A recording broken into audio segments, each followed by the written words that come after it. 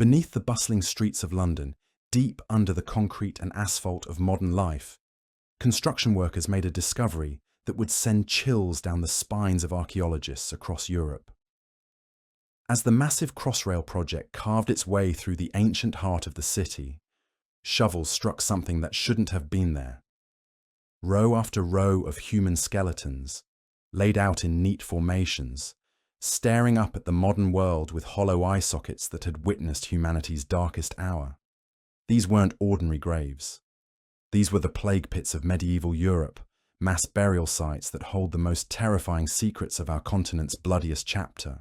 Welcome to a journey into the underground graveyards of the Black Death, where archaeologists are uncovering evidence of a pandemic so devastating it makes our recent struggles seem almost trivial by comparison. I'm about to take you beneath the surface of European cities, into burial sites so massive and so horrifying that they've remained hidden for over 6 centuries. What we've discovered down there will change everything you thought you knew about medieval life, death, and the sheer scale of human suffering during the plague years. Now, before we descend into these forgotten catacombs together, take a moment to subscribe if you're ready to uncover history's buried truths, and let me know in the comments where you're watching from, because what I'm about to show you affects every corner of Europe, and the evidence is still emerging from the ground beneath your feet. Picture this. It's the year 1348. You're living in a bustling medieval city, perhaps London or Paris or Florence. The streets are narrow, crowded, filled with merchants hawking their wares and children playing in the mud. Then, almost overnight, everything changes. People begin falling ill with a mysterious disease that kills within days. Black swellings appear under their arms and in their groins. They vomit blood. They develop dark patches across their skin that give the plague its terrifying name. And they die. Not just a few people, not just the old and weak. Everyone. Men, women, children, babies, priests, nobles, peasants. The disease doesn't discriminate. Within months, the death toll becomes so overwhelming that the entire fabric of medieval society begins to collapse. Churches can't keep up with funeral services. Graveyards overflow. Families abandon their dying relatives in the streets, and the authorities face an impossible question. What do you do with tens of thousands of corpses when your entire system of burial has completely broken down? The answer was the plague pit. Mass graves dug in desperate haste to contain the mounting dead. And across Europe, from England to Germany to Italy, these emergency burial sites became the final resting place for millions of plague victims. But here's what's truly chilling. Until very recently, most of these burial sites were lost to history, forgotten, built over, paved over, hidden beneath the foundations of our modern cities. Until construction workers started digging. The first major discovery happened in London's Charterhouse Square. Workers excavating for the Crossrail project expected to find old foundations, maybe some medieval pottery. Instead, they found 13 skeletons arranged in 2 neat rows, their bones still holding traces of the bacteria that killed them over 600 years ago. But that was just the beginning.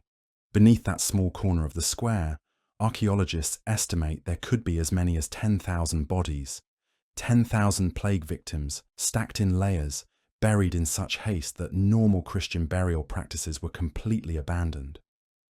Dr. Don Walker, an osteologist who examined the remains, described the moment of discovery as both thrilling and deeply unsettling.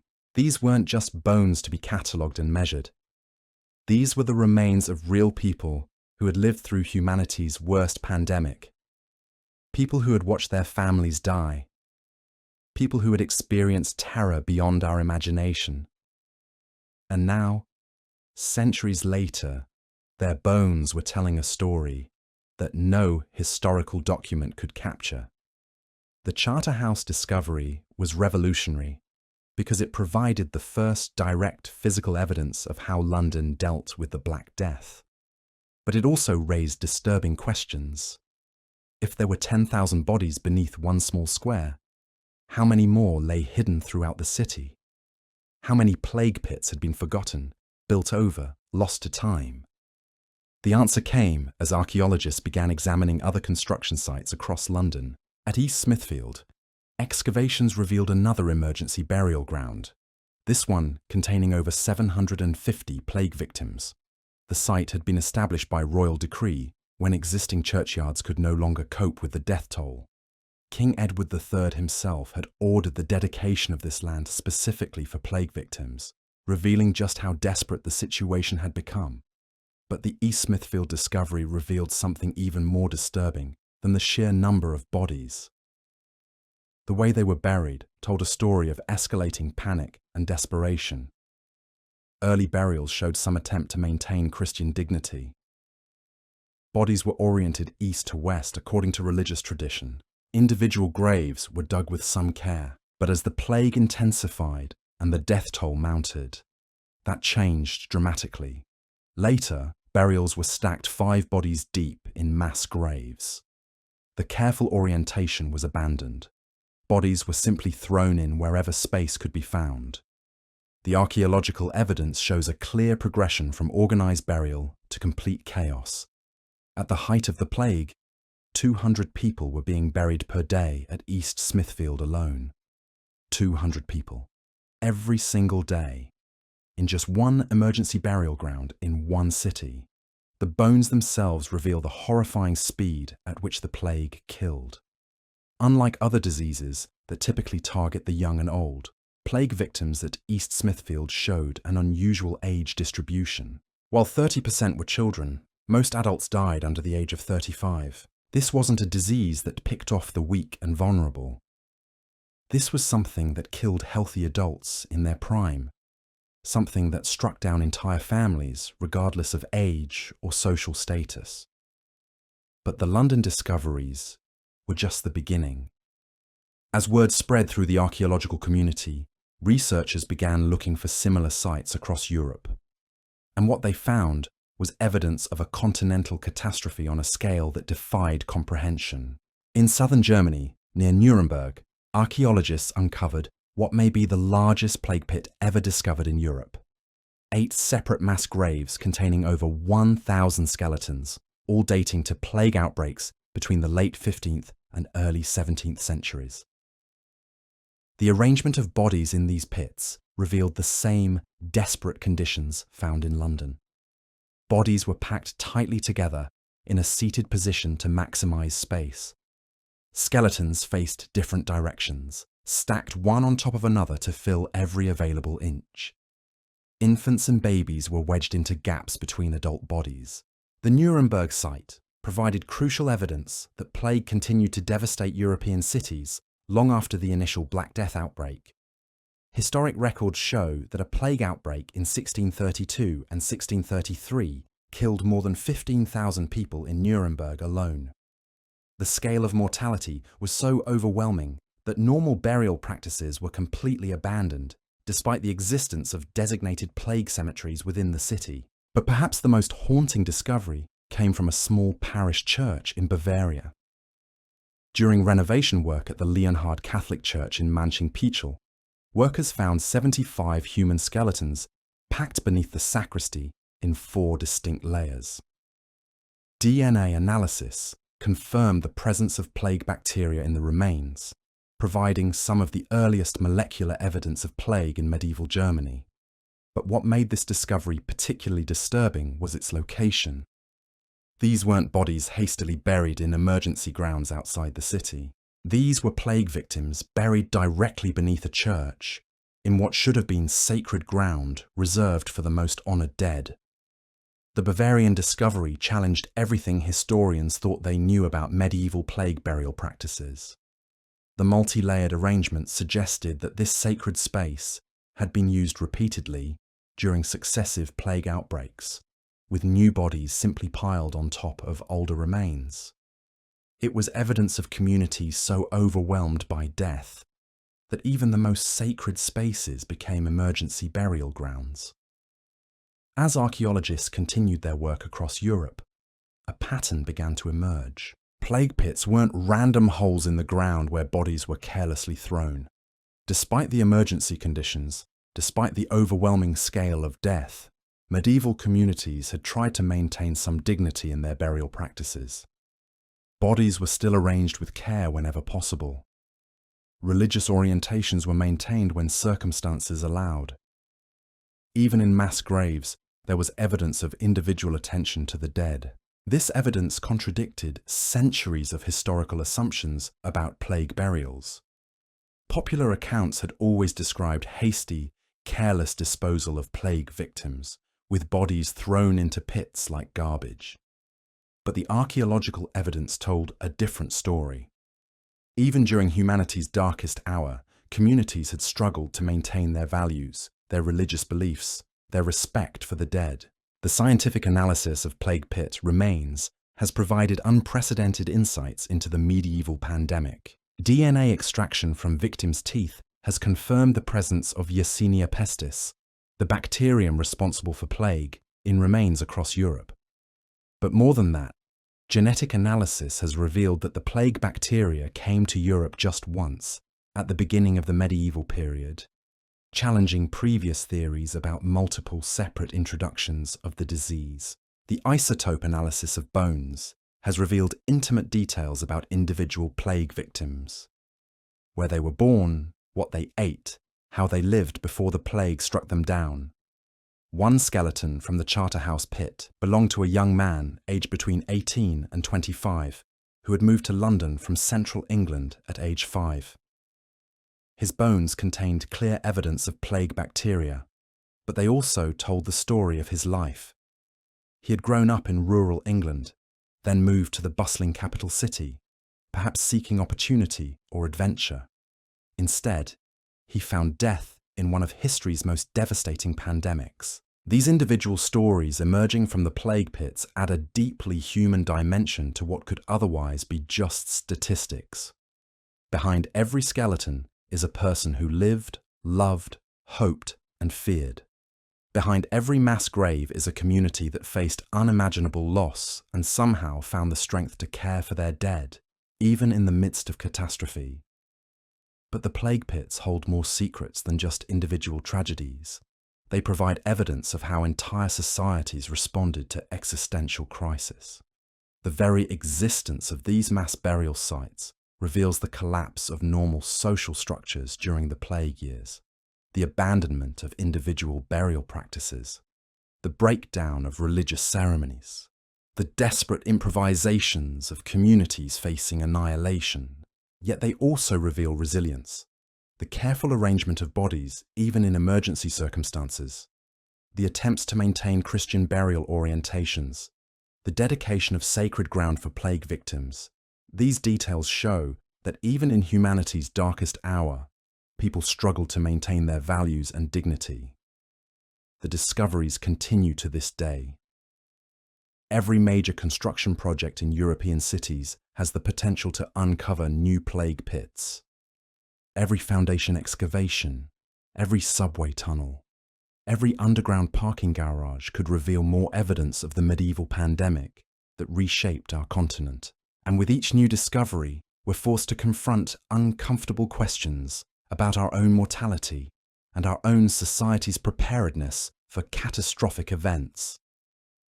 The plague pits of Europe aren't just historical curiosities buried beneath our feet.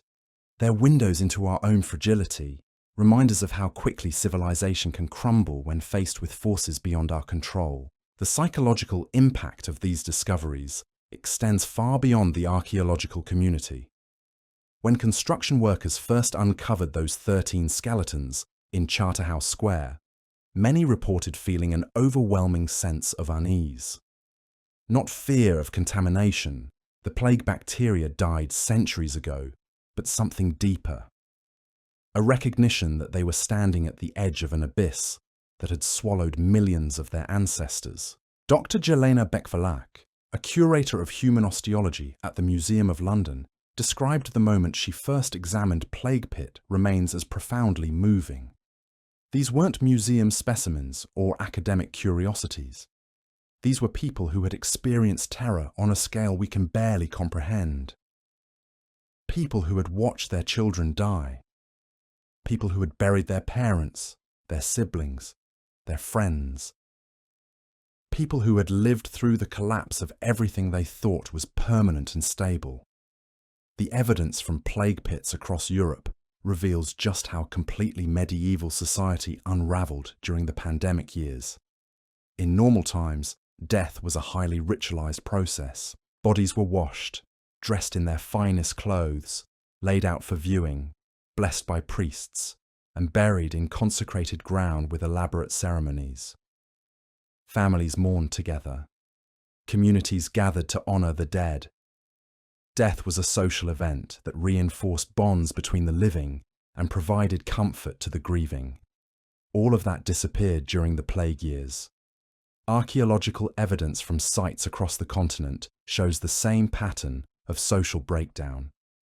In Florence, chroniclers reported that victims were tossed over city walls into massive pits and left to pile on top of each other like cordwood.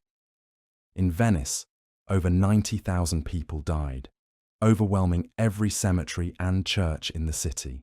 In Siena, an eyewitness named Agnolo di Tura recorded burying his 5 children with his own hands, writing that great pits were dug and piled deep with the multitude of dead, and they died by the hundreds both day and night. But it's the physical evidence from the plague pits themselves that truly captures the horror of those years. The skeletons tell stories that no chronicle or document could convey, stories of families who died together, their bones intermingled in mass graves. Stories of children who never reached adulthood, their small skeletons clustered among the adult remains. Stories of pregnant women who died with their unborn babies still in their wombs. At the Thornton Abbey site in England, archaeologists discovered an emergency burial. Despite of care, the remains of 48 people who analysis confirmed that at least 2 of the plague. But what made this discovery particularly horn victims? Both had been buried together in a single mass grave. DNA children had died often was the evidence the desperate circumstances. The bodies had been arranged with respect. Arms were folded across chests. Heads were oriented toward the east according to Christian tradition. Even in the face of apocalyptic death tolls, this rural community had tried to maintain dignity for their dead. The Thornton discovery was significant for another reason. It provided the first evidence of how rural communities, not just urban centres, had dealt with plague mortality. Previous discoveries had focused on major cities like London, Paris and Florence, where mass burial sites were almost inevitable given the population density. But Thornton Abbey was in the countryside, in a region where individual burial should have been possible, even during a pandemic. The fact that even rural communities had resorted to mass graves suggested that the plague's impact had been far more devastating than previously understood. This wasn't just an urban problem. This was a continental catastrophe that had overwhelmed every level of medieval society, from the greatest cities to the smallest villages. The scientific analysis of plague pit remains has revealed disturbing details about how quickly the disease killed its victims. Unlike modern diseases that typically show clear patterns of chronic illness or gradual decline, plague victims often died within days of infection. Their bones show no signs of long-term malnutrition or chronic disease. These were healthy people who had been struck down in their prime, often before their bodies had time to show any signs of illness. This rapid mortality rate explains why medieval communities were so completely overwhelmed. In a typical epidemic, death rates might double or triple over several months, giving communities time to adapt their burial practices and expand their cemetery capacity. But plague killed so quickly and on such a massive scale that normal death management systems collapsed almost immediately. The demographic data from plague pits provides chilling evidence of the disease's indiscriminate nature. At East Smithfield, roughly 30% of victims were children, but the majority of adult victims were under 35 years old. This wasn't a disease that primarily targeted the elderly or infirm. This was something that killed entire families, regardless of age or health status. Modern genetic analysis has provided unprecedented insights into the plague bacterium itself. Scientists have successfully extracted Yersinia pestis DNA from teeth of plague victims buried across Europe, confirming not only that these people died of plague, but also tracing the genetic evolution of the bacterium as it spread across the continent. This molecular evidence has revealed that the medieval plague was caused by a single strain of bacteria that entered Europe just once, probably through trade routes from Asia. But the genetic evidence has also revealed something unexpected. DNA analysis of individually buried plague victims has shown that even during the height of the pandemic, many plague victims received normal individual burial in parish cemeteries. This challenges the popular image of plague deaths as universally leading to mass burial. Instead, it appears that communities resorted to plague pits only when they were completely overwhelmed, suggesting that the situation was even more desperate than previously understood. The isotope analysis of plague victim bones has provided intimate details about individual lives cut short by the pandemic. Isotope signatures in bones can reveal where a person was born, what they ate during their childhood, and even what kind of work they performed. One victim from the Charterhouse pit showed isotope signatures indicating he had been born in rural England, but moved to London as a young child. His bones contained evidence of a diet rich in marine protein, suggesting he had worked in London's fishing industry before plague claimed his life. These individual stories add a deeply personal dimension to what could otherwise be just statistical analysis. Behind every skeleton is a person who had hopes, dreams, relationships, and plans for the future. Behind every mass grave is a community that faced unimaginable loss and somehow found the strength to care for their dead, even when their own survival was uncertain. The discovery of plague pits has also revealed the medieval understanding of disease transmission. While modern science has identified flea-borne bacteria as the primary cause of plague, medieval people developed their own theories based on careful observation mixed with supernatural belief. Some blamed the alignment of planets. Others suspected poisoned air or water. Many believed the plague was divine punishment for human sin. These medieval explanations might seem primitive by modern standards, but they reveal communities desperately trying to understand and respond to catastrophic mortality. The very existence of designated plague burial grounds shows that medieval authorities recognized the need for special handling of plague victims, even if they didn't understand the scientific reasons behind disease transmission. The psychological impact of plague pits extended far beyond the immediate pandemic years. These mass burial sites became focal points for supernatural fears and folklore that persisted for centuries. In London, ghost stories still circulate about Charterhouse Square, with locals claiming to hear the moans and cries of plague victims who were supposedly buried alive in their desperation to escape the disease. While these stories are almost certainly fictional, they reflect the deep cultural trauma associated with mass death sites. Similar folklore exists around plague pits throughout Europe. In Paris, the former site of the Holy Innocents Cemetery, which served as a repository for plague victims from 22 parishes, generated ghost stories and supernatural tales that persisted well into the modern era. In Germany, plague pit sites are often associated with local legends about restless spirits and unexplained phenomena. These supernatural associations reveal something profound about how communities processed mass trauma. The plague pits weren't just burial sites. They were symbols of civil stories and folklore that grew up around the mesational collapse, reminders of humanity's vulnerability in the face of forces beyond our control. The ghost represent attempts to make sense of incomprehensible loss. Modern archaeological techniques have revolutionized our understanding of medieval plague burial practices. Ground-penetrating radar can identify potential burial sites without excavation. Soil analysis can detect chemical signatures of human decomposition centuries after burial. DNA analysis can confirm plague infection from tiny bone fragments. These tools have allowed researchers to study plague pits with unprecedented precision and sensitivity. But perhaps the most important development has been the ethical framework that now governs plague pit research. Modern archaeologists approach these sites with deep respect for the human remains they contain. Every skeleton is treated as an individual worthy of dignity, not just a source of scientific data. Excavation is conducted with care and reverence. Remains are studied thoroughly, but then reburied with appropriate ceremony.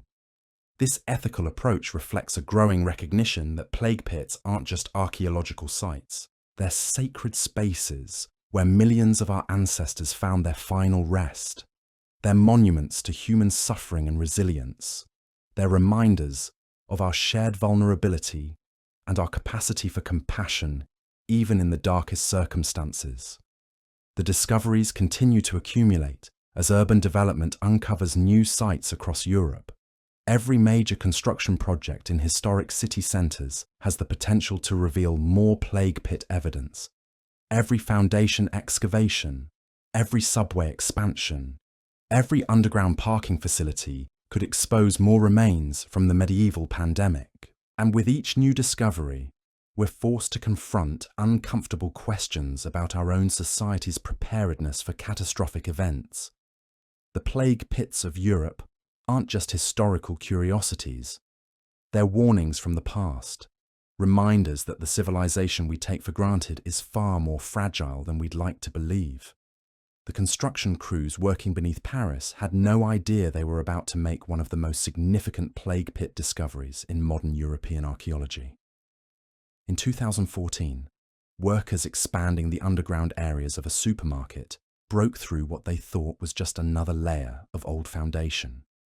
Instead, their shovels struck bone. Not just one or two skeletons, but row after row of carefully arranged human remains. 200 plague victims, forgotten for centuries, suddenly exposed to fluorescent lights and the rumble of modern traffic overhead.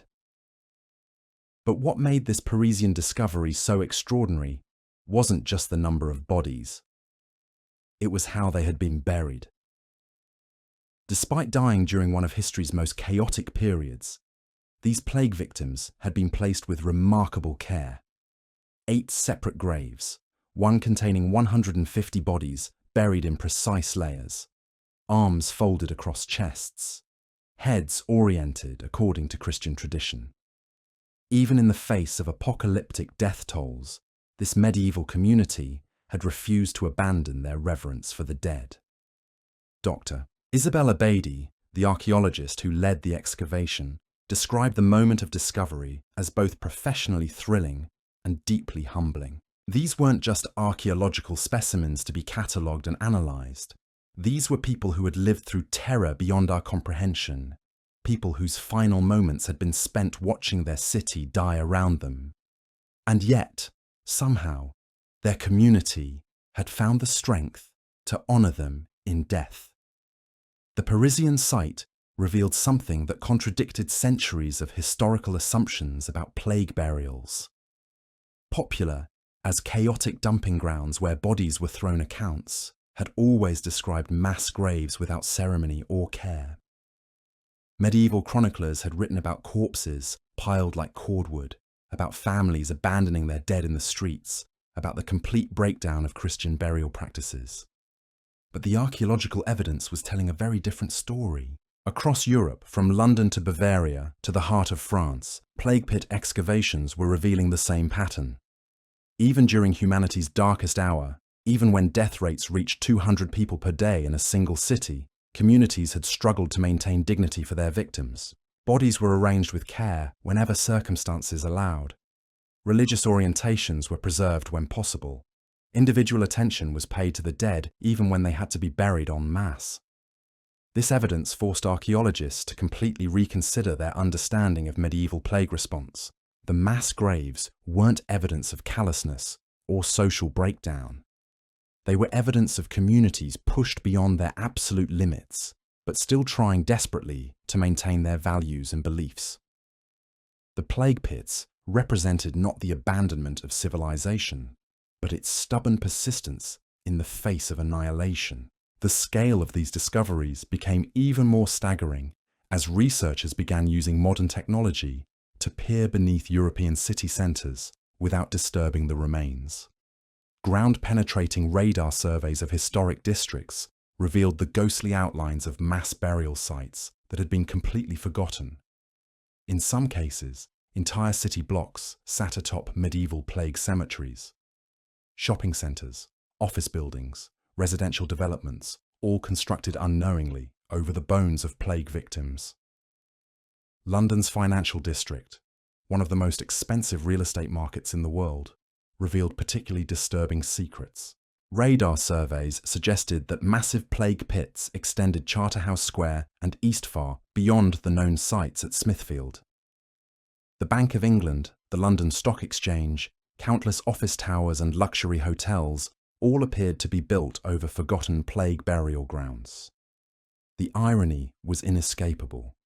The modern symbols of London's wealth and power sat directly above the remains of medieval London's greatest catastrophe. But it was the discovery of child plague victims that truly revealed the pandemic's horrific scope.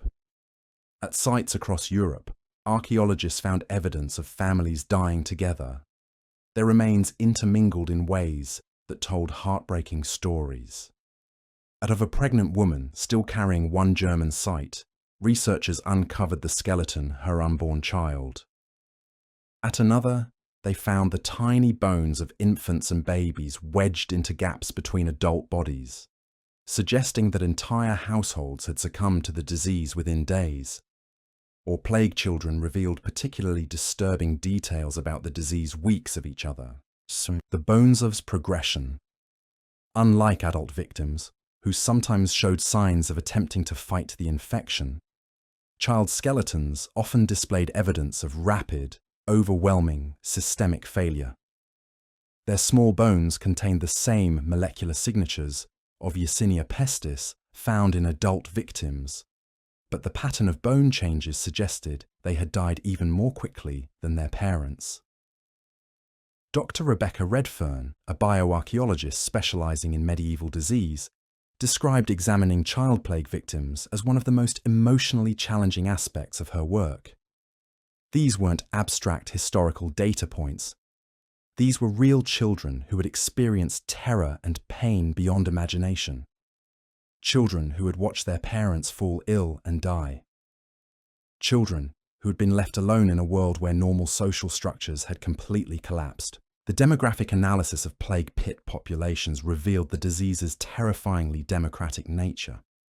Unlike modern diseases that typically follow predictable patterns based on age, health status, or socio-economic factors, medieval plague killed seemingly at random. Wealthy merchants lay buried alongside poor labourers. Healthy young adults died next to elderly grandparents. Priests and nobles succumbed just as quickly as peasants and servants. The plague pits were monuments to mortality's universal reach. But the scientific analysis of plague victim remains also revealed unexpected details about Medivold that many plague victims had been recent immigrants to urban life. Isotope analysis of bones show people fleeing the disease in the countryside. One particularly poignant case emerged several years in Prague and had arrived the cities where they died. Rurald, from the Nuremberg excavations, isotope analysis of a who had crossed borders and cultures before meeting that killed her. Her skeleton told the story of a life religious salvation, only to find death instead. Grimms, who had travelled from distant lands seeking bourne in what is now Poland, had lived for only to encounter it again in urban centres. Foreign merchants trapped by quarantine measures. Pill her end in a German mass grave. These individual stories emerging from the plague pits provide young woman's bones revealed that she had been in Nuremberg only months before the plague outbreak spent travelling, perhaps as a merchant's wife, unprecedented insights into medieval mobility and social networks. The bones or a skilled craftsperson, someone revealed that 14th century Europe had been far more cosmopolitan than previously understood. People regularly travelled hundreds of miles for trade, pilgrimage or employment. The plague hadn't just killed local populations, it had swept through international communities, claiming victims from across the known world. The analysis also revealed disturbing details about the plague's multiple waves. Many sites showed evidence of repeated use during successive outbreaks. The same mass graves had been reopened and filled again as plague returned to devastate communities that had barely recovered from previous epidemics. Some locations showed 3 or 4 distinct burial layers, each representing a different plague outbreak, separated by years or decades. The Bavarian church site provided particularly haunting evidence of recurring plague mortality. The 4 layers of skeletons beneath the sacristy represented plague outbreaks spanning nearly 2 centuries. Each layer told the same story of overwhelming death tolls and desperate burial measures. Each represented a community that had rebuilt itself after catastrophic loss, only to face the same horror again and again. This evidence of recurring plague waves challenged romantic notions about medieval recovery and resilience. These weren't communities that simply bounced back after the Black Death. These were populations caught in cycles of catastrophic mortality that prevented any real recovery. Generations grew up knowing that the plague would return, that their carefully rebuilt lives could be swept away again without warning. The psychological impact of this recurring mortality emerged in the burial practices themselves. Later plague pit burials showed less attention to individual dignity and more focus on efficient disposal of bodies. Communities that had initially tried to maintain religious traditions gradually abandoned them as repeated outbreaks numbed them to death's horror. The archaeological evidence suggested that prolonged exposure to catastrophic mortality had gradually eroded the very humanity these communities had initially fought to preserve. Modern forensic analysis has provided disturbing insights into the final days and hours of plague victims' lives. Bone chemistry analysis can reveal stress markers that indicate prolonged fear and anxiety. Many plague victims showed evidence of extreme physiological stress in the weeks before death, suggesting they had lived in constant terror as the disease spread through their communities. Their bones literally recorded the psychological trauma of watching their world collapse around them. The teeth of plague victims have proven particularly valuable for understanding the disease's progression. Dental enamel preserves microscopic details about health and diet in the final months of life. Many plague victims showed evidence of severe nutritional stress, not from poverty, but from the complete breakdown of food distribution systems. Markets closed, trade stopped, agriculture was abandoned, as entire communities focused solely on caring for the sick and burying the dead. Some victims showed evidence of attempting desperate medical treatments, bone modifications suggesting crude surgical procedures, probably attempts to drain the characteristic bubonic swellings that gave the disease its name, chemical residues indicating the consumption of various herbal remedies and folk cures. These findings revealed communities that had fought desperately against the disease, trying everything from prayer to primitive surgery to magical potions, none of which had any real effect against bacterial infection. The plague pits also preserved evidence of the social chaos that accompanied massive mortality.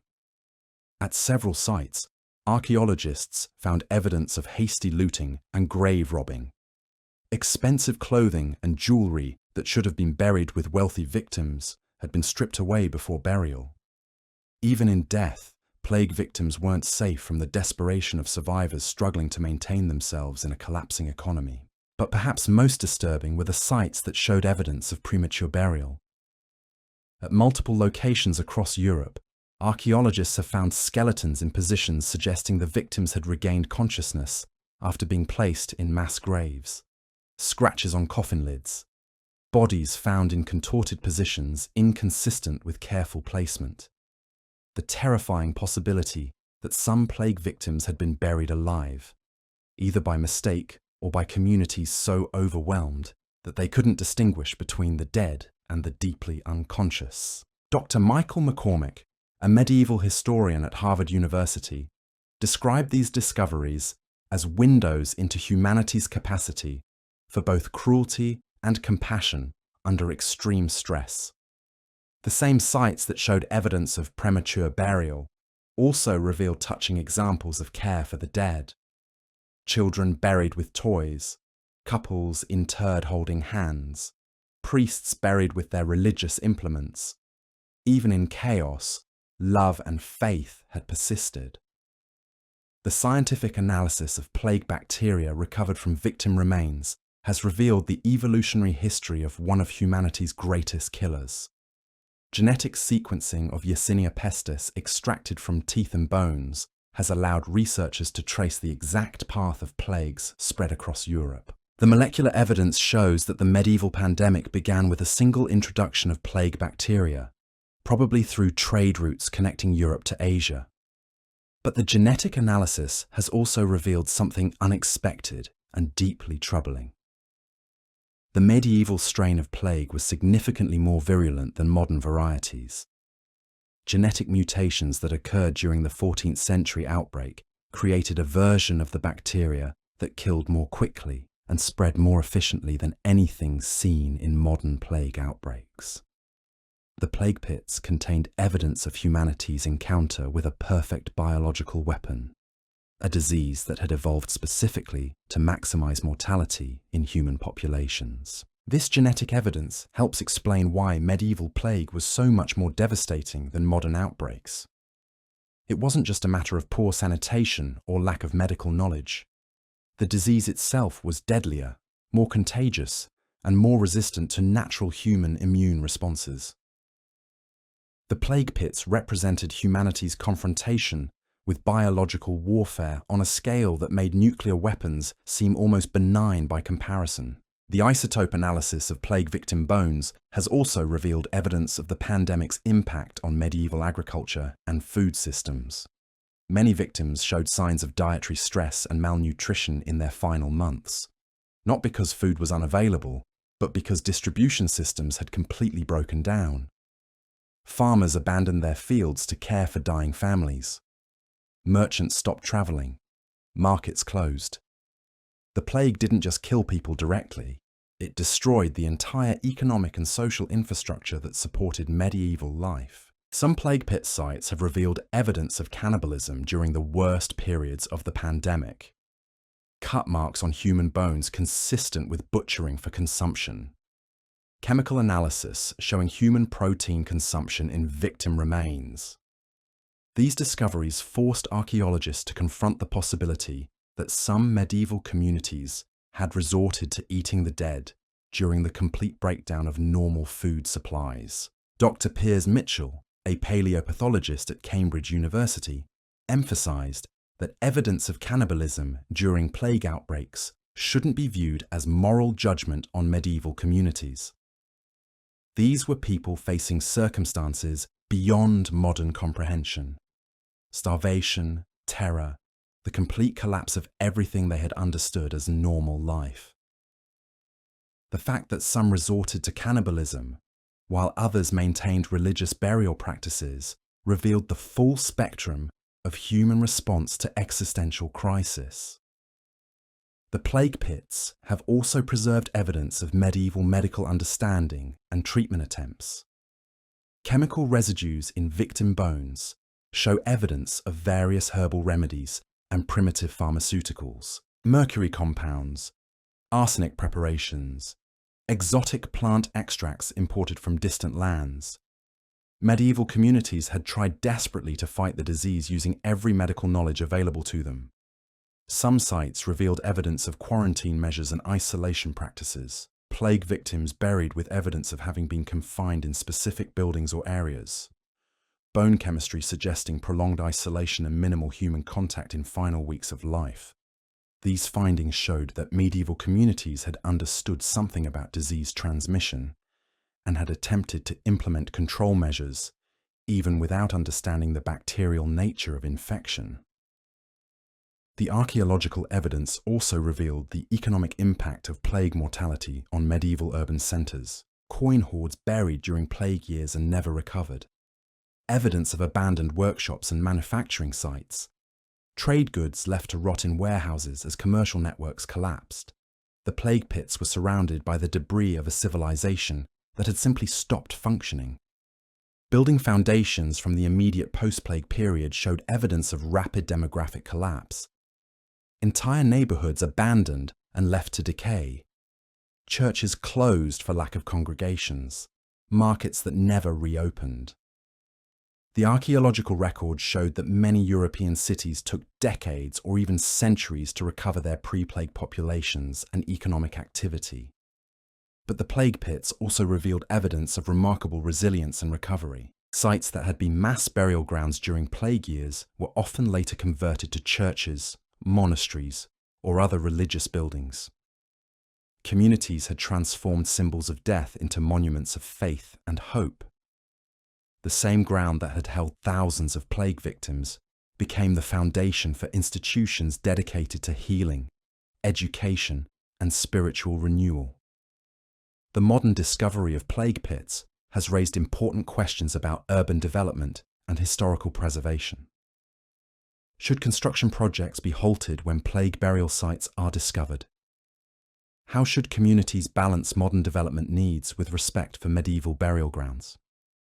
These questions have no easy answers, but they force us to confront our responsibilities to both the living and the dead. Some European cities have begun incorporating plague pit discoveries into public memorials and educational programs. London's Charterhouse Square now includes interpretive displays about the medieval burial ground beneath visitors' feet. Munich has created a small park over one of the Bavarian plague pit sites, with subtle markers indicating the location of mass graves below. These memorial efforts reflect a growing recognition that plague pits aren't just archaeological curiosities. They're sacred spaces where millions of our ancestors found their final rest. They're monuments to human suffering and resilience. They're reminders that the civilization we take for granted has survived catastrophes that seem to threaten its very existence. The ongoing discovery of plague pits across Europe has also sparked new research into pandemic preparedness and social resilience. Historians, epidemiologists, and public health experts are studying medieval plague responses for insights that might inform modern crisis planning. What can we learn from communities that maintain their values under extreme stress? How can modern societies prepare for catastrophic mortality events? The plague pits have become laboratories for understanding human behavior under existential threat. They reveal both the best and worst of human nature. Communities that maintained compassion and dignity in the face of annihilation. Others that descended into chaos and cruelty. The archaeological record shows the full spectrum of human response to crisis, providing valuable data for anyone trying to understand how societies survive or collapse under extreme pressure. As urban development continues across Europe, more plague pit discoveries seem inevitable. Every foundation excavation, every subway expansion, every underground construction project has the potential to uncover more evidence of medieval pandemic mortality. Ground-penetrating radar surveys suggest that hundreds of additional plague burial sites remain undiscovered beneath European city centres. The technology for studying these sites continues to advance. New DNA analysis techniques can extract genetic information from increasingly degraded remains. Advanced isotope analysis can reveal more detailed information about victims' lives and origins. Three-dimensional modelling can recreate burial sites without disturbing human remains. These tools promise to unlock even more secrets from Europe's plague pits. But perhaps the most important development has been the growing ethical framework surrounding plague pit research. Modern archaeologists approach these sites with unprecedented respect for the human dignity of plague victims. Every excavation is conducted with careful attention to religious and cultural sensitivities. Remains are studied thoroughly, but then reburied with appropriate ceremony. The goal isn't just to extract scientific data, but to honour the memory of people who died under horrific circumstances. The plague pits force us to confront uncomfortable truths about human vulnerability and social fragility. They remind us that the cities we live in, the institutions we depend on, the civilization we take for granted, all exist on foundations built from catastrophic loss. Beneath our feet lie the bones of people who believed their world was permanent and stable, right up until the moment it collapsed around them. The medieval plague didn't just kill individuals, it killed entire ways of life, entire understandings of how the world worked, entire assumptions about human security and divine protection. The plague pits are monuments to the death of certainty itself.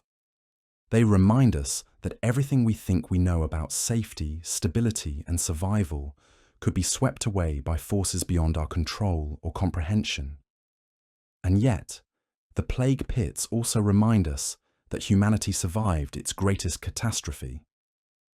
The bones beneath European cities belong to people who faced annihilation and somehow found the strength to maintain their humanity. Even in mass graves, even in chaos, even in terror, they had struggled to preserve dignity, compassion, and hope. Their deaths had made possible our lives. Their suffering had become the foundation for our recovery. The secrets of Europe's plague pits are still emerging from the darkness beneath our feet. Each new discovery adds another piece to the puzzle of how our ancestors survived humanity's greatest pandemic. Each skeleton tells another story of loss, terror, and stubborn resilience. Each site reveals more about both the fragility and the strength of human civilization. How many more plague pits lie hidden beneath the streets of London, Paris, Rome, and Vienna? How many more stories wait to be uncovered by construction workers breaking through forgotten burial grounds? What other secrets about human nature, social resilience, and civilizational survival remain buried in the bones of plague victims across Europe? The answers lie waiting in the darkness below, in mass graves that have kept their secrets for over 6 centuries. And as our cities continue to grow and change, as we dig deeper foundations and expand our underground infrastructure, the rest of people who die will continue to disturb, believing their world was ending. People whose bones still have stories to tell us about survival, loss, and the terrible price of remaining human in the face of absolute catastrophe. The medieval response to plague mortality varied dramatically based on location and available resources.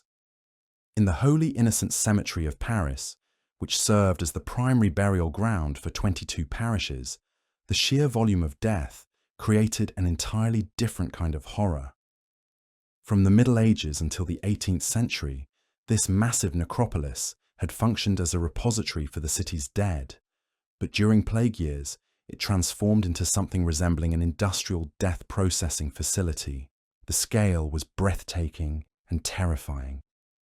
Individual graves gave way to enormous communal pits that could accommodate 1,500 bodies at a time.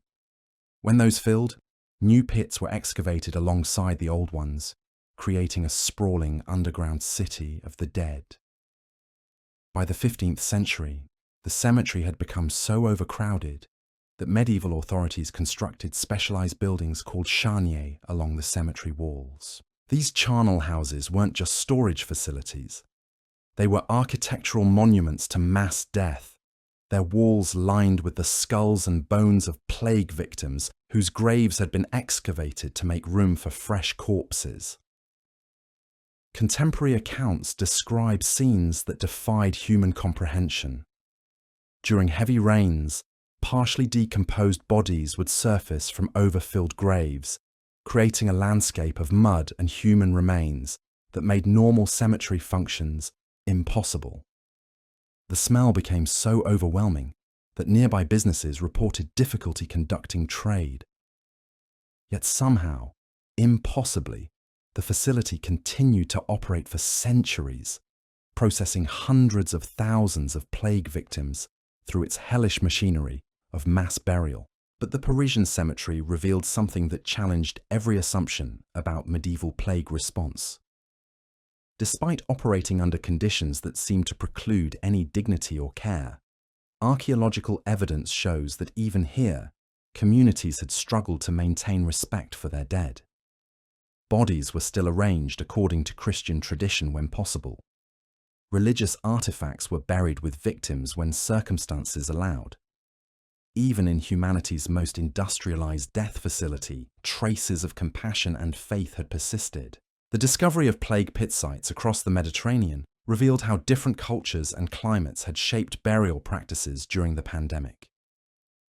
In Venice, where over 90,000 people died during the Black Death, the city's unique geography created unprecedented challenges. Built on islands connected by canals, Venice had no easy access to large burial grounds outside the city walls. Instead, Venetian authorities resorted to using isolated islands in the lagoon as emergency burial sites. The island of Poveglia became Venice's primary plague cemetery, and recent archaeological surveys have revealed the staggering scale of death it accommodated. Ground-penetrating radar has identified layer upon layer of human remains, with some estimates suggesting that over 100,000 plague victims were buried on this small island over several centuries of recurring outbreaks. The soil itself has become so saturated with human ash and bone fragments that local fishermen still occasionally dredge up human remains in their nets. What makes the Venetian burial sites particularly disturbing is the evidence of how disposal methods evolved as death tolls mounted. Early plague burials on Poveglia show evidence of individual graves and careful arrangement of bodies, but as the pandemic intensified, authorities resorted to increasingly desperate measures. Bodies were burned in massive pyres, their ashes mixed with lime and soil to create new land area for additional burials. The island literally grew larger as more plague victims were processed through its furnaces. The chemical analysis of soil from Poveglia has revealed traces of the massive cremation operations that took place during peak mortality periods. Elevated levels of potassium, calcium, and phosphorus indicate the systematic burning of human remains on a scale rarely seen in medieval Europe. The island became not just a burial ground, but a massive crematorium processing hundreds of bodies per day during the worst plague outbreaks. Similar evidence of industrial-scale death processing has emerged from plague sites across southern Europe. In Florence, which lost over half its population during the Black Death, archaeologists have identified multiple locations where massive cremation operations took place. Unlike northern European sites where burial remained the preferred method even during crisis, southern European communities seemed more willing to abandon traditional burial practices in favor of cremation when faced with overwhelming mortality. The reasons for this geographical difference in burial practices reveal fascinating details about medieval religious beliefs and practical constraints. Northern European communities, with stronger Germanic and Celtic traditions emphasizing burial in consecrated ground, maintained individual graves even under extreme pressure. Southern European communities, with stronger Roman and Byzantine influences that had historically accepted cremation, adapted more quickly to burning bodies during emergencies. But the most haunting discoveries have come from sites where different burial traditions collided during the pandemic. In Prague, archaeologists uncovered a mass burial site containing victims from multiple ethnic and religious communities who had died during the same plague outbreak. Christian tradition lay alongside Eastern bodies buried according to Western Orthodox victims oriented according to Byzantine custom, with Jewish plague victims interred according to Hebrew law, all in the same emergency burial ground. The Prague discovery revealed something profound about medieval communities under extreme stress. Despite centuries of religious and ethnic tensions, the overwhelming scale of plague mortality had forced communities to abandon their traditional separations and prejudices. Survival had required cooperation across religious and cultural boundaries that had seemed absolute in normal times. The plague pits became melting pots where medieval Europe's diverse populations were united in death, if not in life. The forensic analysis of mixed community burial sites has provided unprecedented insights into medieval population diversity. DNA analysis reveals that 14th century European cities were far more cosmopolitan than previously understood. Plague victims included people born across the known world, from North Africa to Scandinavia, from Ireland to the Byzantine Empire. The pandemic had struck international communities of merchants, pilgrims, students, and laborers who had traveled hundreds or thousands of miles only to die together in foreign soil. But perhaps the most disturbing evidence emerged from sites where social hierarchies had completely collapsed during the plague years.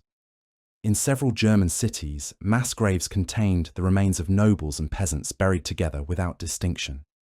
Expensive clothing and jewellery that should have marked class differences had been stripped away or abandoned.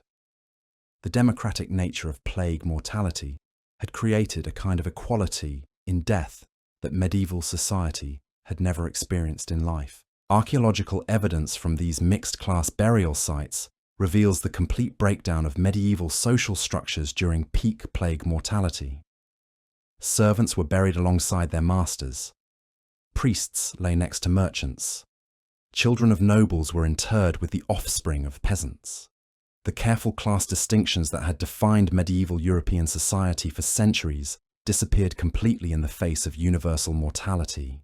The analysis of burial goods from these sites tells stories of communities under siege. Expensive religious artifacts buried with plague victims suggest people had tried to buy divine protection through expensive offerings. Hoards of coins and jewellery indicate individuals who had accumulated wealth during the chaos, possibly by looting abandoned properties or charging desperate prices for essential goods. Medical instruments buried with their owners reveal the fate of physicians and healers who had tried to fight the disease and died alongside their patients. But the most emotionally devastating discoveries have come from sites containing evidence of entire family groups dying together. At multiple locations across Europe, archaeologists have found burial arrangements that clearly represent complete households succumbing to plague within days or weeks of each other. Parents buried with their children, grandparents interred alongside grandchildren. Extended families of 10 or 15 people all laid to rest in the same mass grave. The forensic analysis of family group burials has revealed the terrifying speed at which plague moved through medieval households. Bone chemistry analysis shows that family members often died within hours of each other, suggesting that the disease could kill an entire household faster than communities could organize individual burials. These weren't families that had been overwhelmed by a lingering illness. These were people who had been struck down simultaneously by a biological weapon that targeted entire genetic lineages. Dr. Sharon DeWitt, a medieval demographic specialist at the University of South Carolina, described examining family group plague burials as one of the most emotionally challenging aspects of pandemic archaeology. The bones tell stories of parents who died trying to care for sick children, of grandparents who succumbed while tending multiple generations, of siblings who perished in each other's arms. The archaeology reveals not just statistical mortality, but the intimate human cost of civilizational collapse. The genetic analysis of family group burials has provided disturbing evidence about plague's transmission patterns within medieval households. DNA recovered from family members shows that they were often infected by slightly different strains of the plague bacterium, suggesting that multiple introduction events had occurred within single households. Plague hadn't just entered these homes once, it had arrived repeatedly, ensuring that no family member could escape infection, even if they had initially survived exposure. This evidence of multiple infection events within families helps explain why medieval plague mortality was so devastatingly complete. It wasn't enough to avoid the first sick person in a household. The disease would return again and again until every family member had been exposed. The plague pits contained evidence of humanity's encounter with a pathogen that had evolved specifically to ensure maximum transmission and mortality within human social networks. The isotope analysis of family group burials has also revealed evidence of the social chaos that preceded death. Many plague victims showed signs of severe malnutrition in their final weeks, not from poverty, but from the complete breakdown of food distribution systems as entire families fell ill simultaneously. Children showed evidence of prolonged hunger as parents became too sick to provide care. Adults displayed stress markers indicating they had spent their final days watching helplessly as their loved ones died around them. Some family burial sites contained evidence of desperate final measures. Chemical residues suggesting the consumption of toxic plants or substances, possibly in attempts at suicide rather than facing plague death. Bone modifications indicating crude medical procedures, probably family members attempting to treat each other's bubonic swellings with household tools. These findings revealed communities where normal medical and social support systems had completely collapsed, leaving families to face the pandemic entirely alone. The archaeological evidence also reveals how plague mortality had affected medieval childhood and family formation. Many plague pit sites show dramatically skewed age distributions, with far more adult victims than would be expected in normal mortality patterns. The explanation appears to be that plague had killed so many children during earlier outbreaks that fewer had survived to become adults, creating a generation of survivors who were themselves more vulnerable to subsequent plague waves. This demographic evidence suggests that medieval Europe had become caught in cycles of catastrophic mortality that prevented normal population recovery. Each plague outbreak killed not just the immediate victims, but also reduced the number of potential parents for the next generation. The plague pits contained evidence of communities trapped in demographic death spirals that made long-term survival increasingly unlikely. The analysis of women's remains from plague burial sites has revealed particularly disturbing evidence about pregnancy and childbirth during the pandemic. Multiple sites contain skeletons of pregnant women who died with their unborn children, but the forensic evidence suggests many had attempted to continue pregnancies despite knowing they were infected. Bone chemistry analysis shows that some pregnant plague victims had consumed unusual substances, possibly herbal abortifacients, in desperate attempts to save either themselves or their babies. The discovery of newborn remains in plague pits tells even more heartbreaking stories. Some infants appear to have been born to mothers who died during childbirth, then survived long enough to be cared for by other community members before succumbing to plague themselves. Others show evidence of having been born prematurely as their mothers' bodies failed, then dying within hours or days of birth. These tiny skeletons represent not just individual tragedies, but the collapse of the entire social support system that normally protected medieval mothers and children. Dr. Rebecca Gowland, a bioarchaeologist specializing in medieval maternal health, has described examining infant plague remains as a window into the complete breakdown of medieval reproductive strategies. In normal times, pregnancy and childbirth were community events supported by extended families, experienced midwives, and religious institutions. During plague outbreaks, all of these support systems disappeared simultaneously, leaving women to face pregnancy and childbirth alone while fighting for their own lives against lethal infection. The evidence from plague burial sites has also revealed the fate of medieval medical practitioners during the pandemic. Physician remains found in plague pits often show evidence of prolonged exposure to the disease, suggesting they had continued treating patients even after recognizing their own infections. Some contain traces of mercury, arsenic, and other toxic substances that medieval medicine employed against plague, indicating that healers had experimented on themselves with increasingly desperate treatments. The burial of medical practitioners alongside their patients reveals the complete failure of medieval medicine to provide any effective protection against plague. Even the most educated physicians, with access to the best available treatments and protective measures, died at the same rates as their illiterate patients. The plague pits became monuments to the limits of human knowledge and the hubris of believing that learning could protect against natural catastrophe. But perhaps the most disturbing medical evidence comes from sites where surgical interventions had been attempted on plague victims.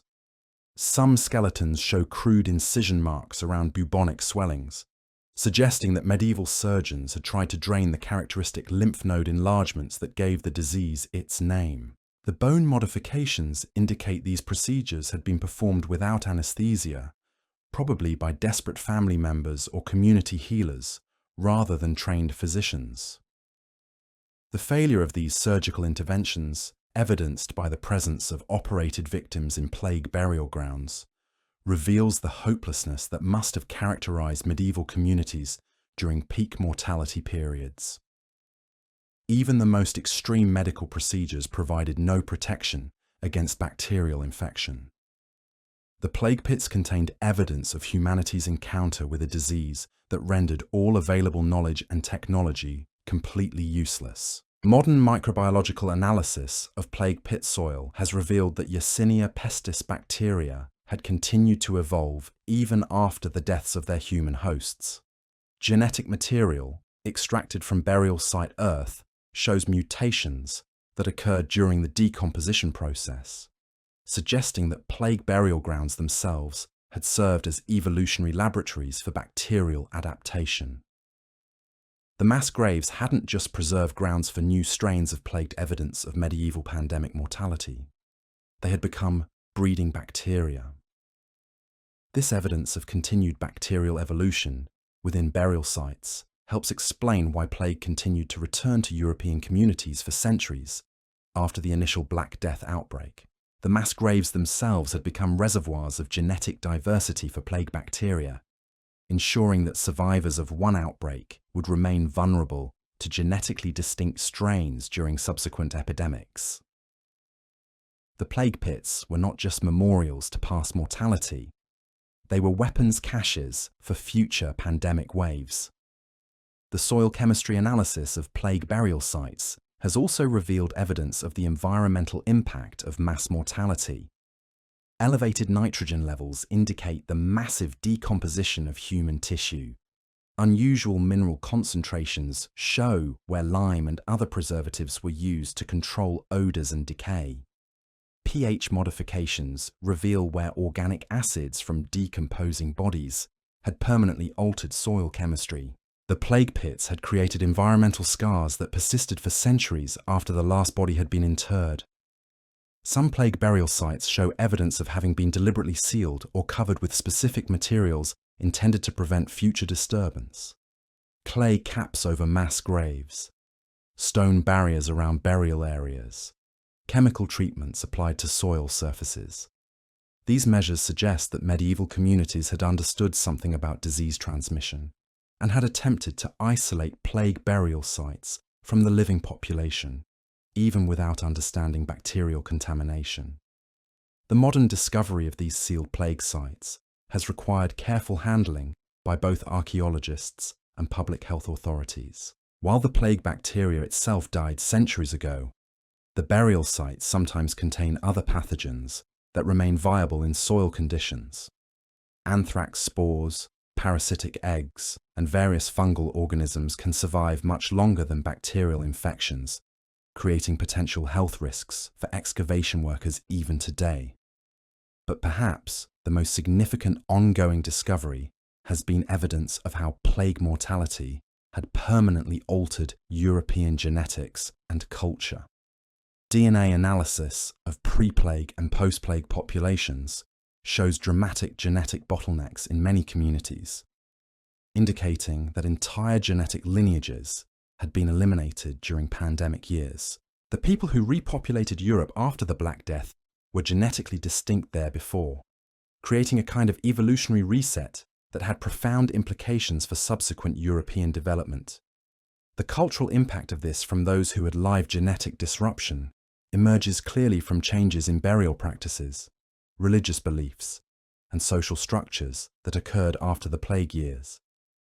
Communities that had survived the pandemic developed new rituals around death and dying, new architectural styles for religious buildings, new legal frameworks for property inheritance, new economic systems based on labor scarcity rather than abundance.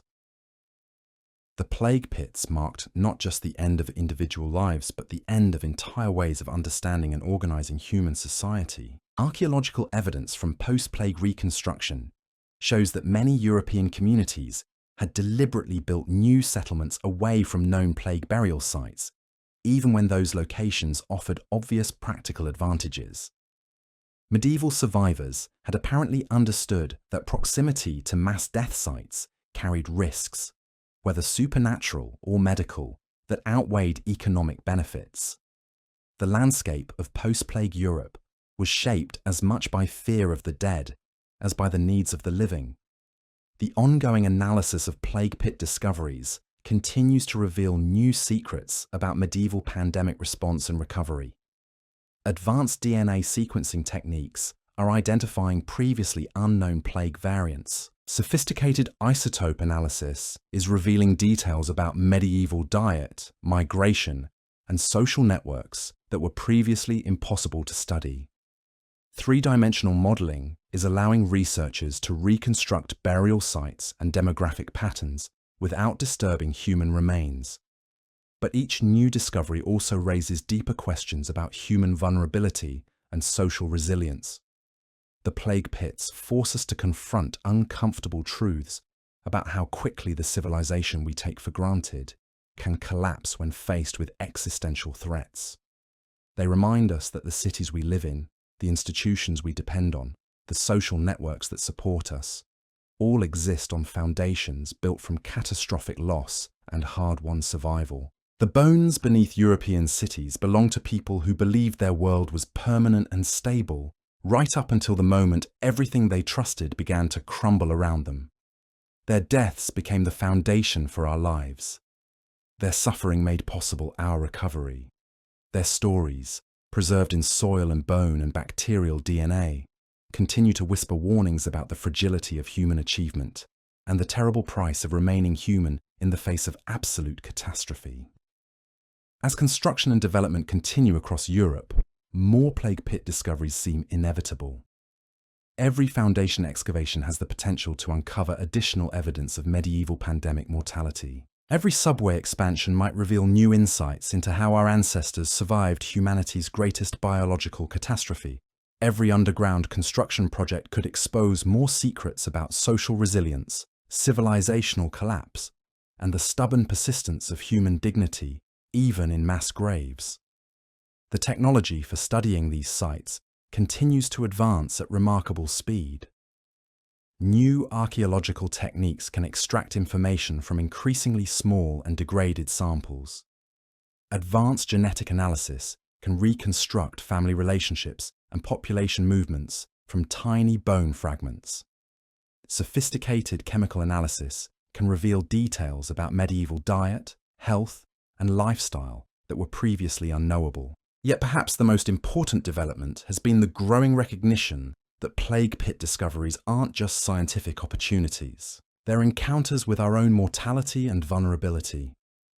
They're reminders that every generation faces the possibility of catastrophic change, of losing everything they consider permanent and stable.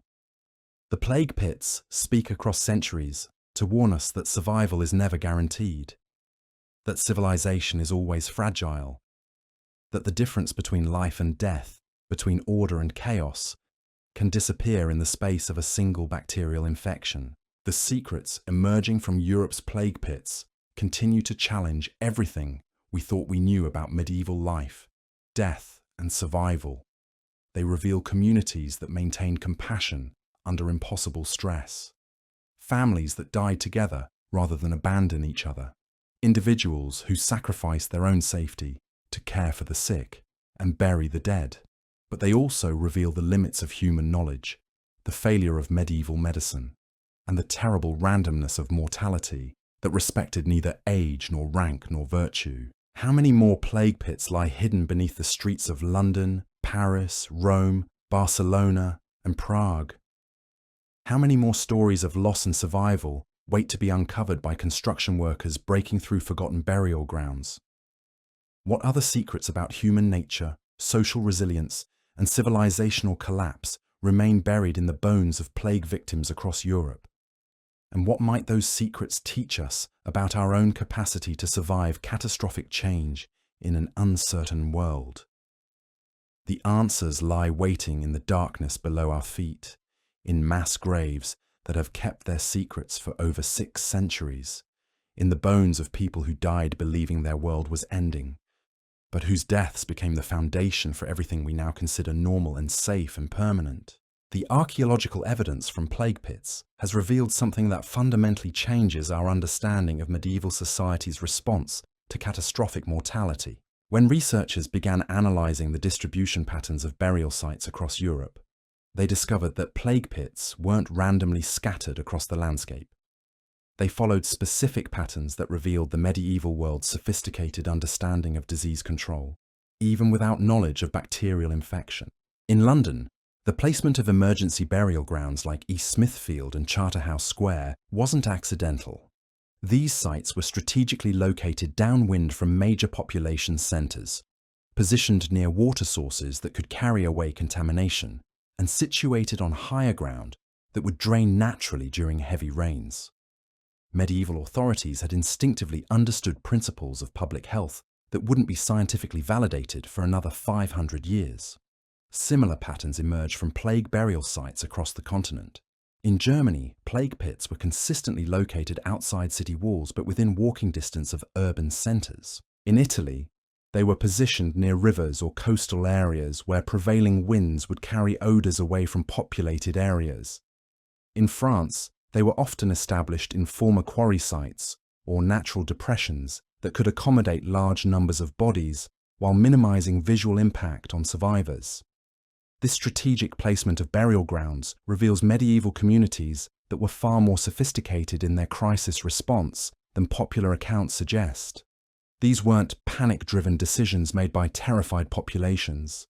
These were carefully planned operations that balanced practical necessity with religious obligation and public health concerns. The plague pits represent one of history's first attempts at systematic pandemic response on a continental scale. But the most haunting evidence of medieval pandemic planning comes from sites that show preparation before plague arrival. At several locations across Europe, archaeologists have found evidence of burial grounds that were established and partially prepared before local plague outbreaks began. Communities had received advance warning of approaching pandemic mortality and had begun digging mass graves in anticipation of death tolls that hadn't yet materialized. The pre-prepared burial sites reveal a medieval communication network that was remarkably effective at transmitting information about plague outbreaks across vast distances. Merchants, pilgrims, and royal messengers had carried news of approaching mortality hundreds of miles ahead of the disease itself, giving communities precious weeks to prepare for catastrophic death tolls. The plague pits weren't just responses to pandemic mortality. They were evidence of medieval Europe's first attempts at early warning systems for biological catastrophe. Dr. Monica Green, a medieval historian specializing in pandemic studies, has described the pre-prepared burial sites as evidence of sophisticated medieval risk assessment. Communities that survived plague outbreaks in neighboring regions had developed detailed protocols for managing mass mortality. They had learned from others' experiences and had adapted their responses accordingly. The plague pits reveal a medieval world that was constantly learning, adapting, and improving its strategies for survival. The forensic analysis of pre-prepared burial sites has revealed disturbing details about medieval mortality projections. Ground-penetrating radar shows that some communities had excavated burial capacity for up to half their total population before plague arrived. Local authorities had apparently calculated that medieval plague mortality rates would reach 50% or higher and had prepared accordingly. These weren't optimistic communities hoping for the best. These were realists planning for demographic catastrophe. The accuracy of these medieval mortality projections is confirmed by the archaeological evidence.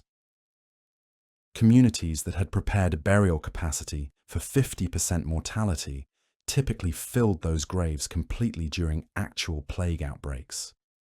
Their grim calculations had proven remarkably accurate. The plague pits reveal medieval societies that understood their own vulnerability with chilling precision. But the most emotionally devastating discoveries have come from sites that reveal the human cost of this cold calculation.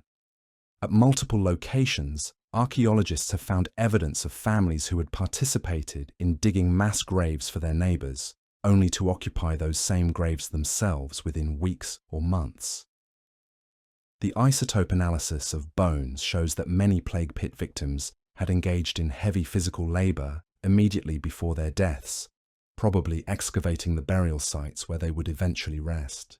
These findings reveal communities trapped in cycles of death that defied human comprehension. People had spent their final healthy days preparing graves for others, knowing that they would likely join them soon. The plague pits contain evidence of medieval societies that had faced their own mortality with a clarity and acceptance that modern communities can barely imagine. The archaeological record also reveals how plague mortality had affected medieval religious institutions in ways that fundamentally altered European Christianity. Monastery burial sites show evidence of complete institutional collapse during plague years. At some locations, entire religious communities died within days of each other, leaving elaborate monasteries completely abandoned. The mass graves of monks and nuns reveal the failure of religious isolation to provide protection against bacterial infection. The discovery of clerical plague victims has provided insights into medieval religious responses to pandemic mortality.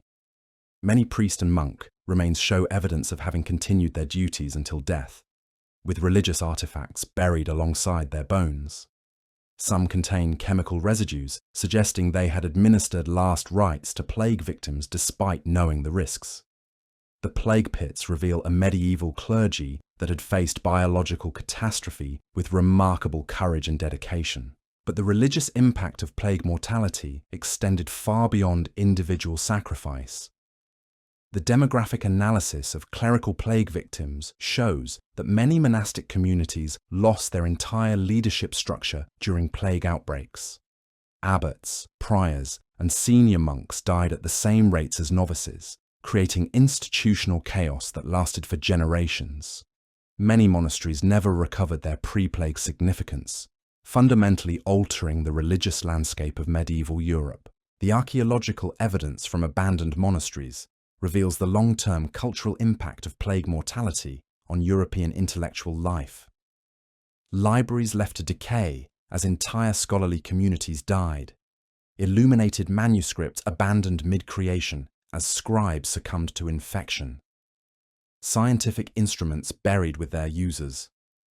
The plague pits marked not just the end of individual lives, but the end of entire traditions of learning and scholarship that took centuries to rebuild. Dr. David Mengel, a specialist in medieval religious history, has described monastic plague sites as windows into the collapse of Europe's intellectual infrastructure. Medieval monasteries had served as libraries, schools, hospitals, and research centers. Their destruction during plague years created knowledge gaps that affected European development for centuries afterward. The plague pits reveal a civilization that had lost not just people, but entire ways of thinking and learning.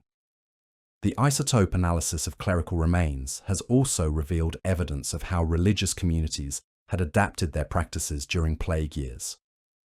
Many monk and nun skeletons show dietary signatures indicating they had abandoned their traditional fasting practices and communal meals in favor of individual survival strategies.